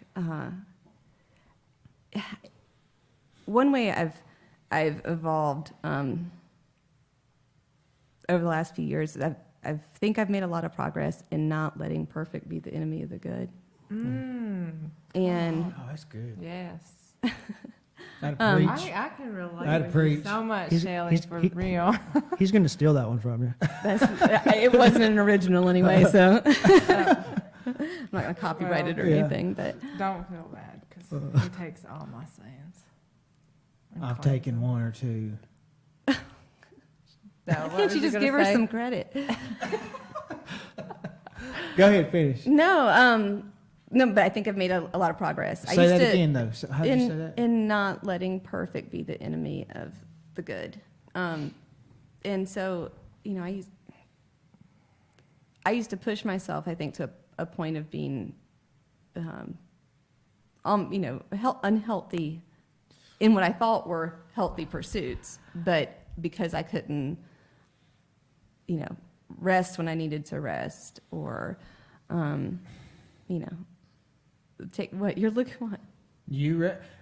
I don't get to rest when I need to rest because I have to listen to you. Like, oh my God, you need to get. You don't have to. You get to. Oh. Oh, goodness. You don't have to. But learning how to sort of trust what I'm feeling and not worrying about having to check a box every single day in every category. That's been Letting go of some of those expectations of yourself. of myself. I really overcommitted myself in early recovery. And I heard the word boundaries, but I didn't know what they meant. Sounds like somebody else I know. Exercise them. Yeah, you think? Huh? What? And it's Her? And you? Oh, boundaries. Yeah, boundaries. No. overcommitting, Overcommitting yourself. We've had this conversation. not publicly. No, but we've kind of been at odds. I dropped the ball on my The truth on comes my out. end of the deal. I did, and I've done it a couple of times. Shelly's had to be like, "Look, I can't be having this. I drive all the way from Cullowhee. You're not holding up your end of the deal." And I wasn't, so. Well, I just think time is our most valuable resource. For sure. Absolutely. I don't know why you did that, but don't do it again. Because he said that, but he says that. Well, he needs to Anywho. mean it when he says it. Anyways, go Actually, ahead. I talked about that in my wedding. In your vows, you did, didn't you? Anywho, but I don't remember. I was too in What? love. I was too just. She had the most beautiful. I'm just joking. My goodness. I guess that's not something to joke about. They can give you shit all night long. And I was going to Throw a be little bit quiet, back. man. go for it? Never mind. All right, let's keep rolling. expectations Expectations of yourself. Yeah, and getting stretched too thin, and I really, in early recovery, would say yes to everything that was asked of me, and I did.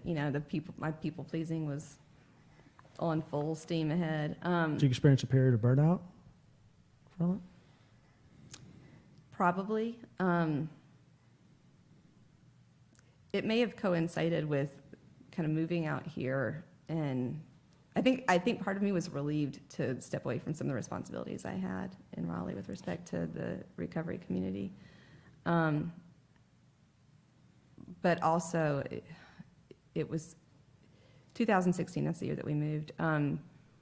It was the first time in recovery that I'd been really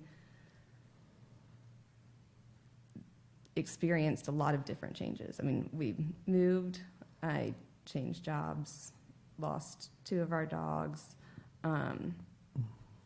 sold a house, bought a house, got me, like, just all these changes. And I think pre-recovery, that would have been, any one of those things would have Been deal breakers. been almost like insurmountable. I was stuck before I found recovery. And recovery made surviving those changes and really thriving, even through the pain, possible. And I came out of it stronger on the other side.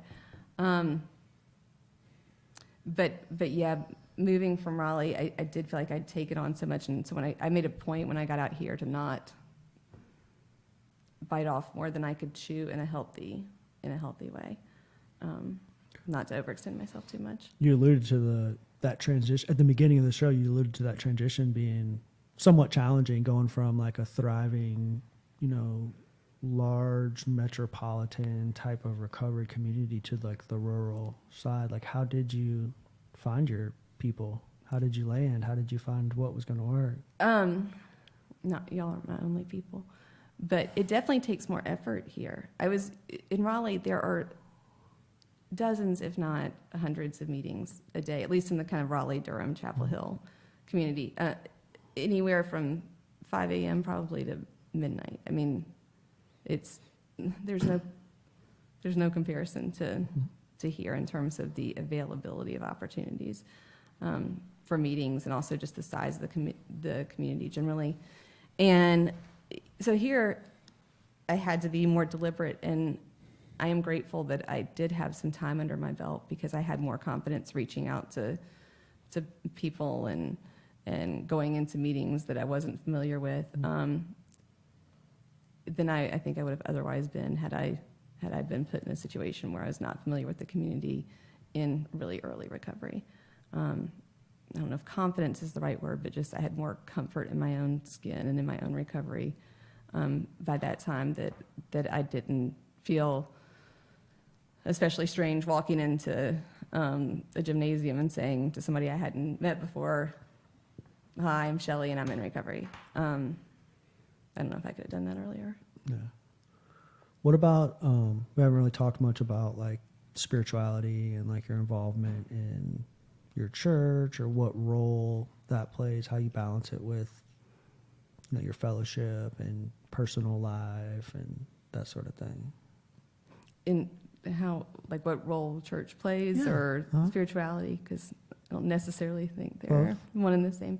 I grew up in church, and that was another one of those things that I think I referenced. I tried, like when I was towards the end of my drinking and going to the gym, trying to find the missing piece or whatever. I would go to church and pray, but my prayers were extremely, I didn't feel like they were selfish, but I was saying, "God, please take care of these things that I love, because I don't have the presence to take care of them." So in fact, it really was incredibly selfish, because I wanted God to let me continue to check out and still take care of everything. But when I started in the rooms of AA, and then as I finally became sober in the rooms of AA, I continued to go to church. I had a great church in Raleigh. It's not the church I grew up in. I grew up in a Southern Baptist church, and I've been attending Episcopal churches for the last decade or so. Find them to be very accepting. But just like I think I don't think I have a monopoly on what sobriety has to look like or the way to get sober. And similarly, I feel that about spirituality. And I just think people need to find what works for them. It's not my place to say this is wrong. I know it works for me, but it doesn't have to be somebody else's story. in early recovery, I really learned how to, what I would consider meditating, and learned a lot about like breath work and started practicing yoga pretty consistently. What? Oh, We need nothing more else. yoga in Western North Carolina. I need Yes, more we yoga. do. Yes, we do. Come on. Probably get stoned for saying that. Why? Oh, Why? yeah, dude. You know, Oh, you yeah. know how a lot There's of people are. There's some in the- beef. Yeah, in the Christian community, like, There how is. dare you? That is No. that's You're worshiping. practicing. You're worshiping idols. What are you doing? Not everybody in the Christian community, but some people. Tell them, Caleb. They need to calm down. Calm Y'all down. need to calm down. That's Hold on. it. Say it one more time, It does, Chloe. y'all need to calm down. It has no effect on anybody's salvation. That's gonna be my new ringtone. Well, if they don't like it, then they don't have to do it. Yeah. You know. No, just keep scrolling. I mean, you know. Mhm. Keep being unstretched. All stiff. Stay stuck. That was good. That was Stay good. stuck. Yeah, just It's lost like it sounds like just a overall very well Versed. blended pathway to recovery. From the rooms to your fitness to some meditation and yoga to your faith and participation in your church. Like it's a well-rounded core toolbox, if you will. I think that's good. Set of tools that you can kind of lean to depending on like what may arise in your daily lives. A very solid. I've been wanting to use this word since I learned it the other day. A very solid substratum foundation of recovery tools. What? For people Substratum. for people who don't know that word, go ahead and define it for us. It means foundation. Foundation. Yeah. Are you pronouncing it correctly? Substratum. Okay. So do you get Thank to, like, TD Jakes. Okay. with you, Better watch out what you say, man. with your job, with your profession, do you get to use what you've learned in recovery? Do you get to, I mean, I don't know. I'm sure that there are boundaries that you have to keep, and I'm sure that there are lines that you can't cross, but do you get to take advantage of the fact that, you know, you coming from the background that you have, you know, do you get to use that in the Sure. courtroom to inspire people or to, you know, try to empower them? Because I know it And I wanna depends say on how something, piggyback off they this. perceive it, because a lot of times I've been in front of judges, I've been in front of DAs who have, you know, but not they Who have what? who, you know, gave me the speech. Was like, you know, we've heard about you, we know about your past, we know sometimes we know your family, we know that you can overcome this. I want to give you that opportunity, you know, and did I do it? No, not until the very last time that I got out of jail, but that wasn't because a judge let me out or anything, you know, I just done my jail time. But, you know, I just know that there are some people that, but in a sense, you know, like anytime any of the cops tried to give me, like, tried to empower me, I'd be like, whatever, you know, I wouldn't even try to listen to it. But what I'm asking is, do you get that opportunity to be that person in your profession? I want to ask, and I want to piggyback on what she was saying, is I want to encourage you to, and I don't know if you, how much, like she said, how much you get to do that, but share your story as often as possible. You know what I mean? Because if I come in front of somebody, coming from downstairs, I need to hear that they can relate, not from a prosecutor, just a judge, right? not That's from what that I was trying to perspective, get to. What that right? That's, That's what I was yeah, trying to get to. empower them and share it the as fact much as that you- possible. You do have that that added advantage. But then again, I said, I don't know what kind of boundaries or with your profession or, you know, keeping it professional? Well, in the role I have now, there's very little conversation that happens directly between myself and defendants who may be appearing in the courtroom. But that's one of the reasons why it is important to me to, I mean, I don't guard my story. Like, I'm here today. I don't believe there's been a time when I've said no to somebody asking me to speak. I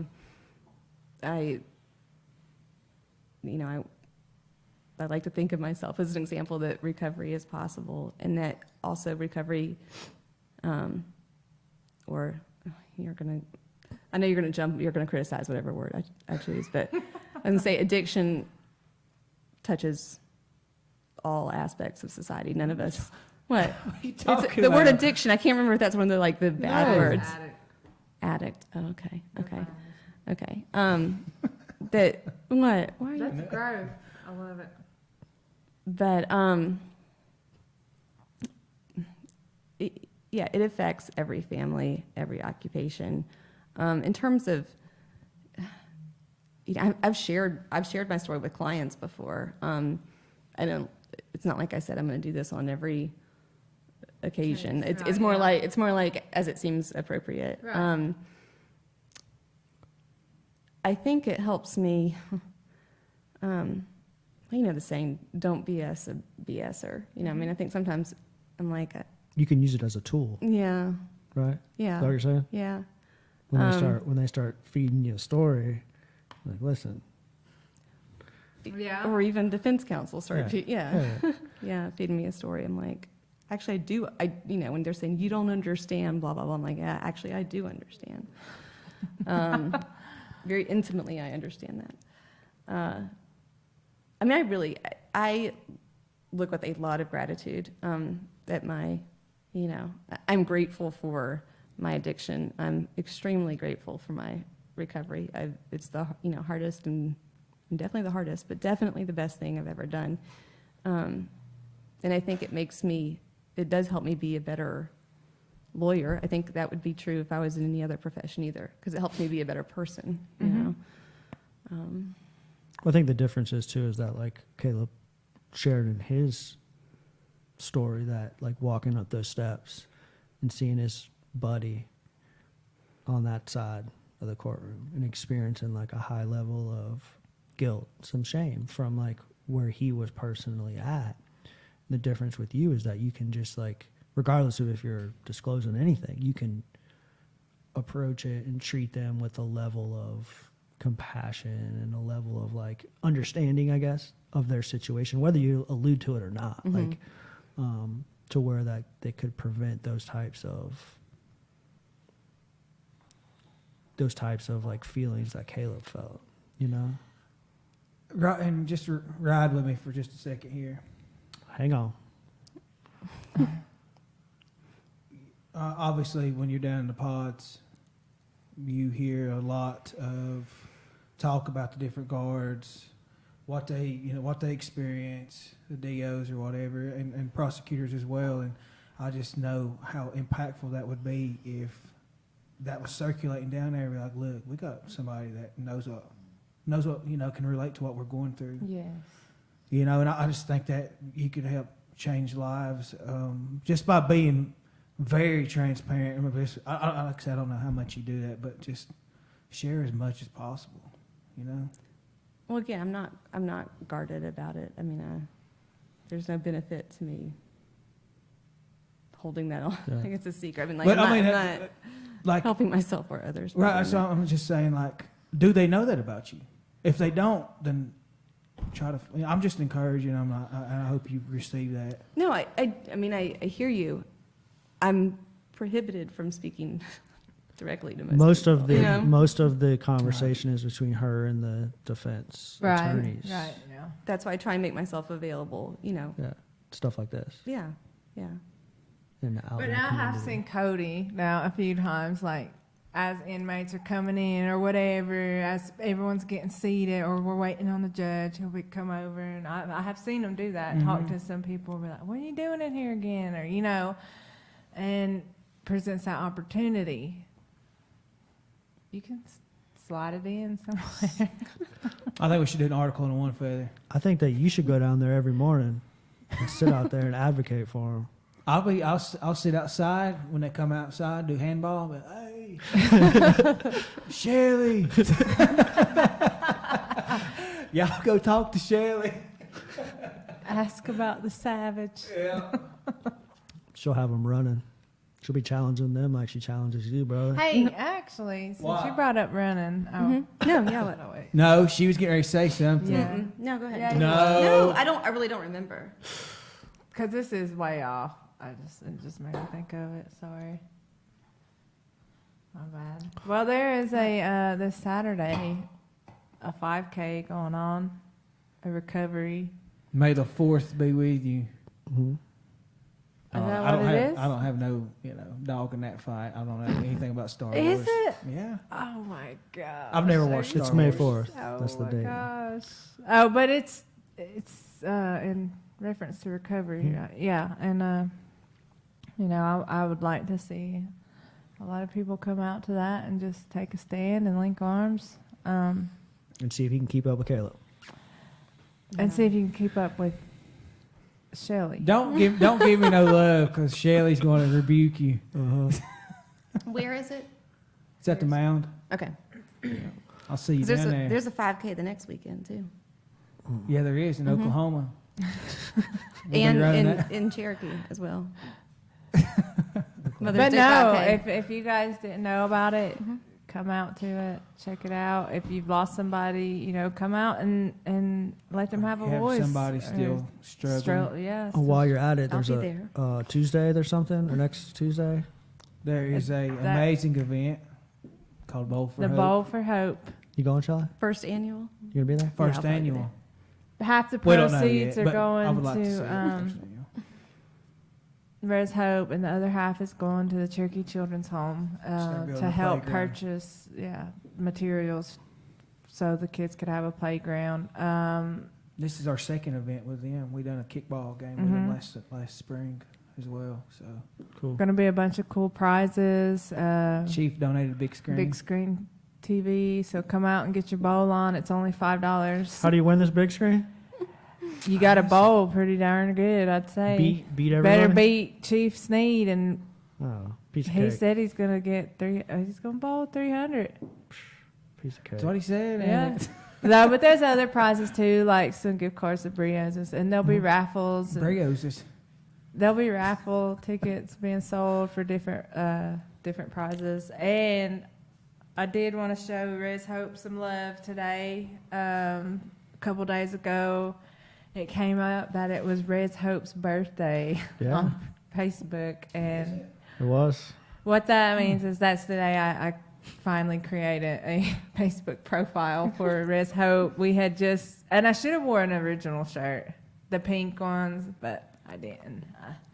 But anyways, that's when we first got our batch of T-shirts, and it's wild to look back on the past year on everything that we've Just been right. doing. Yeah, and like that's what I put out today was a post about needing pictures and stuff. Or I have pictures, but if anybody wants that's connected with Res Hope or connected with recovery or connected in any way, What kind of with pictures are you the looking things that for? we're doing, just before and after pictures from recovery, loved ones that might have passed on, that What are you gonna be What doing? about full circle moments? What are you gonna be doing with them? I'm putting them in a PowerPoint. Okay. What do you mean full circle moments? Like somebody getting a job because of recovery. Yeah, or- yeah, That's and what I whatever mean. you want to, or She's holding back over here. or if we, you some of the ministry work Go that ahead. we've done. Nothing. She's holding back over here, man. No. Come on now. She's trying to clown you. She's ready to. No, I'm listening to Yeah. ministry work. How do people sign up? If they want to come Mhm. bowling and stuff. How do they just show up at 5:00? Do you got to Okay, well, register? first off, the PowerPoint's going to be Okay. looping Playing throughout through the thing. Okay. yeah. But During the event. during the event, Cool. yeah, on big screens, and that's just to show that recovery does happen. I think that everybody has a story to tell, and and that can empower somebody and encourage somebody, you know, that somebody might see. It doesn't have to be Caleb McCoy. It doesn't have to be Caitlin. It doesn't, you know, they might see Shelli's picture up there and be like, man, she, you know, I'll be cheering. she dang put me in jail, but there she is in recovery, and that inspires me. You never know what it could do. Go ahead, Shelly. What was you gonna say? No, I don't remember. Long You past that. you don't remember a lot of stuff. Getting amnesia here. So, anyways, $5 to bowl, and you get a $5 arcade card, and the top bowlers, I don't exactly know. I know first, second, third place, and are going to win different prizes. And Fantastic. Stuff. Yep. I'm going to win. So, definitely, that's May 7th I'm from not gonna 6:30 to 8:30. Come out and support. And even if you don't bowl, even if you don't want to bowl, if you want to come out and hear the testimony, see what's going on, or just make a donation, like I said, it's going to 2 really awesome causes. Beautiful. We're approaching the 2-hour mark. And so, What? yes, Serious? we're past the 2-hour mark. Yeah. So, like, I guess closing it out, final thoughts. Like, what's next? How do you challenge yourself today? Like, where do you see this thing going? Like, what? Gosh, I wanted to ask y'all about your run. Oh, ask away. I'm not ending it. Yeah. I'm not ending it. But usually, people are driving in from Asheville and need to go home. So I got nothing but time. Come on, what do you got? No, I'm just curious. Are y'all ready for you're running? Yeah, we'll see. I'm concerned. I don't know what's gonna happen with the JOB, man. I really don't. So sorry. we will know tomorrow evening to see for sure. It's on my So, radar. we might be I know. looking for a driver. You might be looking for a driver, but Anybody that's, you know, wants to make a statement in it's tough. recovery. It's tough. Come on, I want to make a bro. statement, but I want to make a shorter statement.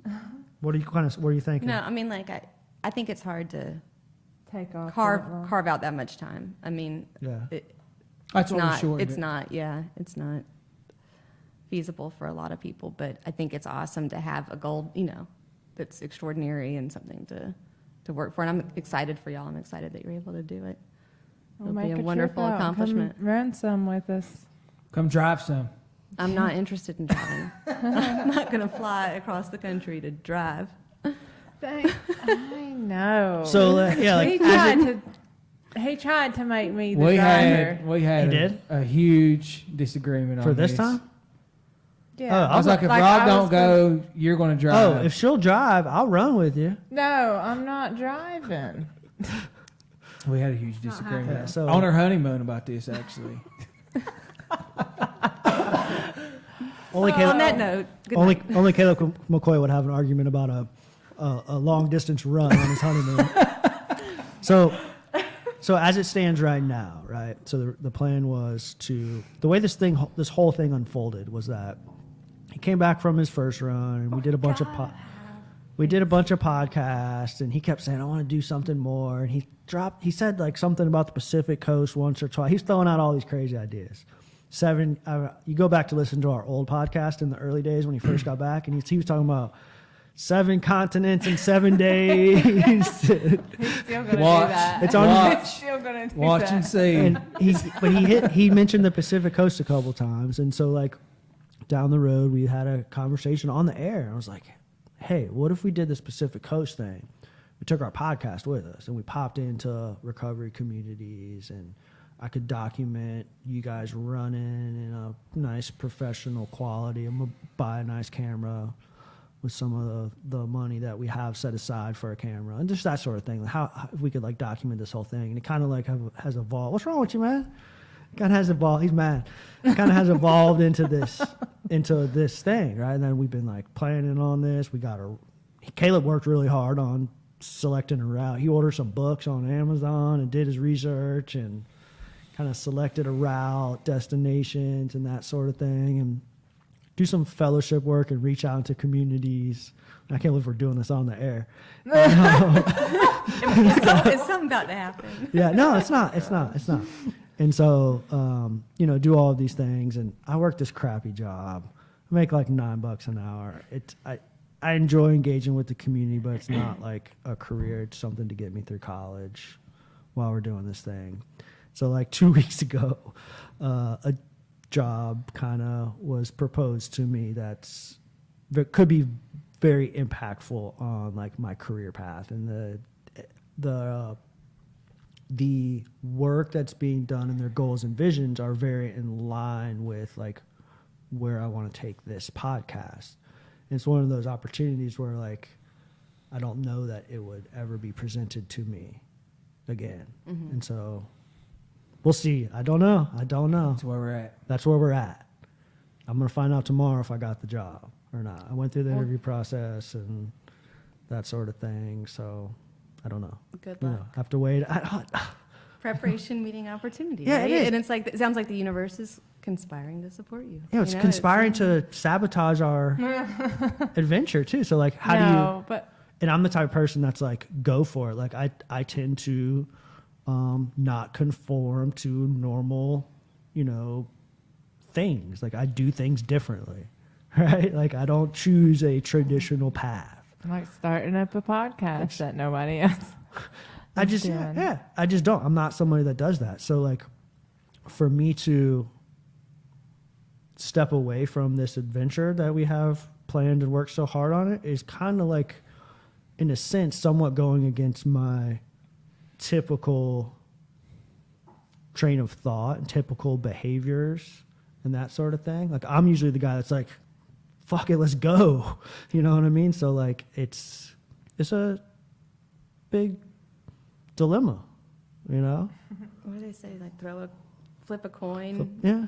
and That's you telling me to flip a coin? no, I'm telling you to trust the instinct of what you want, how you want that coin tossed. We'll just Well, it's leave like this you right weigh now. you weigh the options out, and it's like, what are you passionate about? What we were talking about this thing earlier, like what are your dreams? What do you want to accomplish? And all of that surrounds this work right here. What if you went on this adventure though and did this whole podcast and documentary and everything, and that's what That's what I'm waiting saying. to take you. That's what I'm to saying. another That's what I'm saying. Is higher that level. what's important to me is this right here. Because I think there are blessings that are waiting to happen on this this whole journey that none of us can even begin to imagine. It's not just about Caleb. It's not just about me. It's not just about us. It's not just about Rob. You know, I mean, there's so much more to it. But I support anything you want to do, bro. You're fam, no matter what. We love you. Yeah. So like it's one of those things where I've been just like bouncing it back and forth, and it's But can we just flip this You know, right now? but you know what I'm saying? Flip a coin. I don't mean take it Yeah, that casually. yeah. I mean like your body will tell you where you want to go. I know. It's just I don't know. We'll see. We'll Your find out body or tomorrow. your heart or your a mind? combination It's of all- factors will. All the But same. even sometimes there's blessings on both sides of it. There. Yeah, there Yeah. is. Yeah, I'm not trying to. I don't even know the word to use right Influence. now. Not influence. I'm not trying to make the other, like the job. I'm not trying to make it seem any less. Yeah. As important. What's appealing to me, like I had no up until like this thing coming, I had no real interest in pursuing a career in the field. You know, it's just not like we talked before. It's not really something that's like on my radar. You know, I enjoy this. I enjoy this connection and meeting all of these wonderful people and creating this library of resources for future generations of people to stumble across and have access to at any time. It's going to be on the internet forever. You know, like I enjoy the connections that I make and the relationships that I build by doing this. With this opportunity, it's like what significantly appeals me to it is that number one, they're specifically targeting in the very beginning of this podcast. We talked about all of those little issues that everybody knows about, but not a lot of people are like taking some action for. They're specifically targeting those. But number two, the most appealing part is that it's literally like being a part of the creation process. That's what appeals to me. I learned from where this thing kind of evolved, but like they're brand new. They don't necessarily have a office or a location or a logo or a website or a Facebook page, and like being a part of like creating something that's tangible and creating that and giving it to like our community, and then being of service to like our community, and creating something that is so needed here in Western North Carolina. You know what's beautiful is that you have options. And either way, it's a win. You know, I That mean, is so true. it's like a huge blessing of recovery. You know, you're like, well, my life went from being so small to being so big that I have a problem, you know, saying Deciding. yes to too many things, Yeah. you know. Yeah. So I'm excited for you. Caleb's not. Oh, is this I know. I think we're know. having the I stare know. down right now. We are. I'm Yeah. just taking it in. I You know. know, I'm just seeing where you're coming from, and you know, I love you and I support you. Mhm. And if it's meant to happen, if you go with us, you'll be with us. Yeah. The right decision will be made ultimately. Mhm. I have faith in heart, mind, all that. So the right decision will be made. What other questions do you have for the crew here? What's next for the podcast? I'm the last guest in April, right? Who do you have Mhm. coming on in May? I have to go back to my list and check. I have the month booked. Hey, we should get Boha Tribe on here. We talked to him at the wedding, and we talked about, at that time, this job stuff hadn't escalated to where it was. We talked about doing something in Texas when we get there. Yeah, He's huffing and puffing, man. You hear him in your ears? yeah. So this is what I'm thinking. That if you don't go, How are we going to do it? how are we going to put out the It's going to be videos? really difficult. Yeah, and tie everything in. Yeah, it's going to be really difficult. For you, and I just want to get as much. I would like to see a documentary made out of one of these things that we do. You know, I might be wearing some head. What's up? Documenting each The other. GoPro on your head. Would you do We'll figure it out. Either way, it's gonna work out. Would you do it Yeah, I would. regardless? I I mean, would. even without the. Yeah. Yeah. It's because it's so much We, more. I don't we do- had planned to it's do like- the like- Trail of Tears with us. like Richie Tannehill said, don't do it for the fame, do it for the love of the game, do it because that's what I love to do. That's Yeah. what. That's just who I am. We're gonna go and we're gonna love on some people. Regardless, we're going. Yeah, no matter what, we're going out there to. But I want to get the message out there to the masses and to as many people. That's the goal, you know. And if that doesn't happen, that's just one of the goals. If that doesn't happen, we're still going to do it. Still going to love Yeah. on people and impact people. Well, you got to experience what it was like to follow last time, right? And to stay up, to date. Gosh. What you do? No, we're not even going there. I'll tell. This is after. This is behind the scenes. Behind the scenes. Behind the scenes.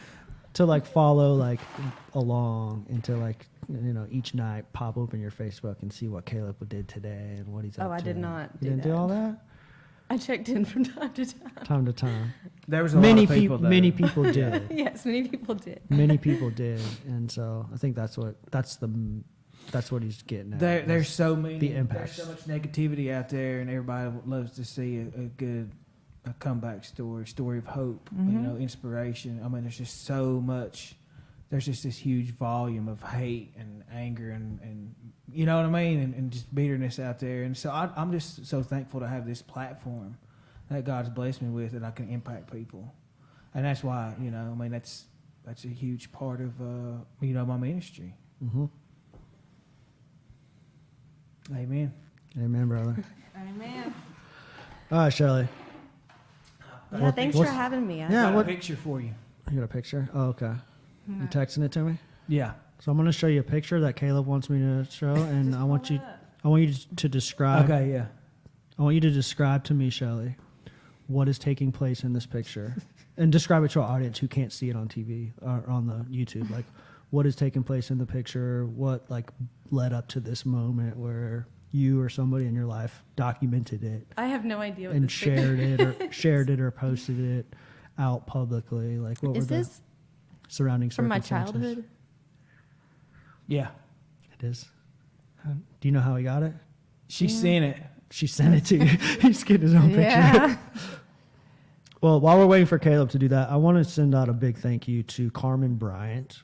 Carmen Bryant, Oh, yeah. you know who she is, right? Yeah. Carmen Bryant's Matt's mother, and she has been a large supporter of NC Raw. I got to meet her. Did you? Yes, and she is all about some NC Raw now. She's a supporter of NC Raw. She's on our Patreon page, and she communicates through our Patreon page every now and then. She'll send some comments and things like that. And she, right before we started tonight, reached out, kind of sent a lovely message surrounding like some of the things that I was talking about in the live stream that we do, the behind the scenes live stream. Yeah. She really like had some wonderful words to say. And Oh, I wanted to thank her for supporting us, but then also just sharing that message with me because it was definitely impactful and powerful. Awesome. Thank you, Carmen. Yeah, she did. When I met her, she Can't was find it? like, she said, "I love what you guys are doing," and I forgot to tell y'all about that. I told Caleb, but Yeah, Matt said, "Dude, my mom loves the show." yeah. Hey, shout out to Matt. man. Yeah. Hey, talking about Oh, yeah. health and running and fitness and stuff. Like he catered our wedding. We would have our meal prep guy cater our wedding.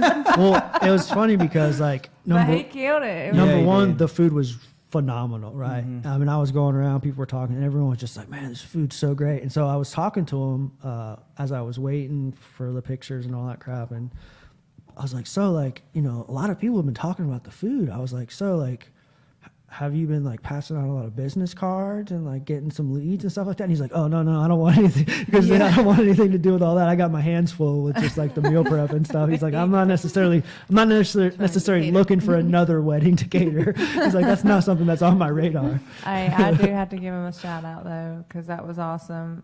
He really loves what we're all doing, and He sent just- a huge cooler full of meals when I was Yeah. on the Trail of Tears. twice. Yeah. Yeah, he's always backed us in everything that we're doing. And So if you live in Western North Carolina, check out Mad Meal Preps on Facebook and click on the menu link, and you can order some food from him. yeah, Yeah, he'll mail them to you. He's got the he'll little deliver coolers. too if it's a business. And we're actually getting ready to do a breakfast bowl for the Pacific Coast Highway, a fundraiser. I was just thinking that today. The month of May, we're going to be selling. He needs to create a Caleb McCoy. It is. Put your name on it It kind of is. thing. Yeah. Yep. Oh god. Got her. Shelly's a hater, yo. She's Yes, always throwing I'm shade. a hater. Yes. She's trying to humble you, son. Well, on that note, Shelli, Yes. you're a wonderful, wonderful woman. You're an inspiration to our community. It's been a privilege to have you here tonight, Thank you. and I would welcome you back anytime. Thank you so much, and thank you for what you're doing. Yeah. It's so important. Absolutely. Really appreciate it. Y'all have a good night. Thanks for tuning in. On Love that, you. See ya. later.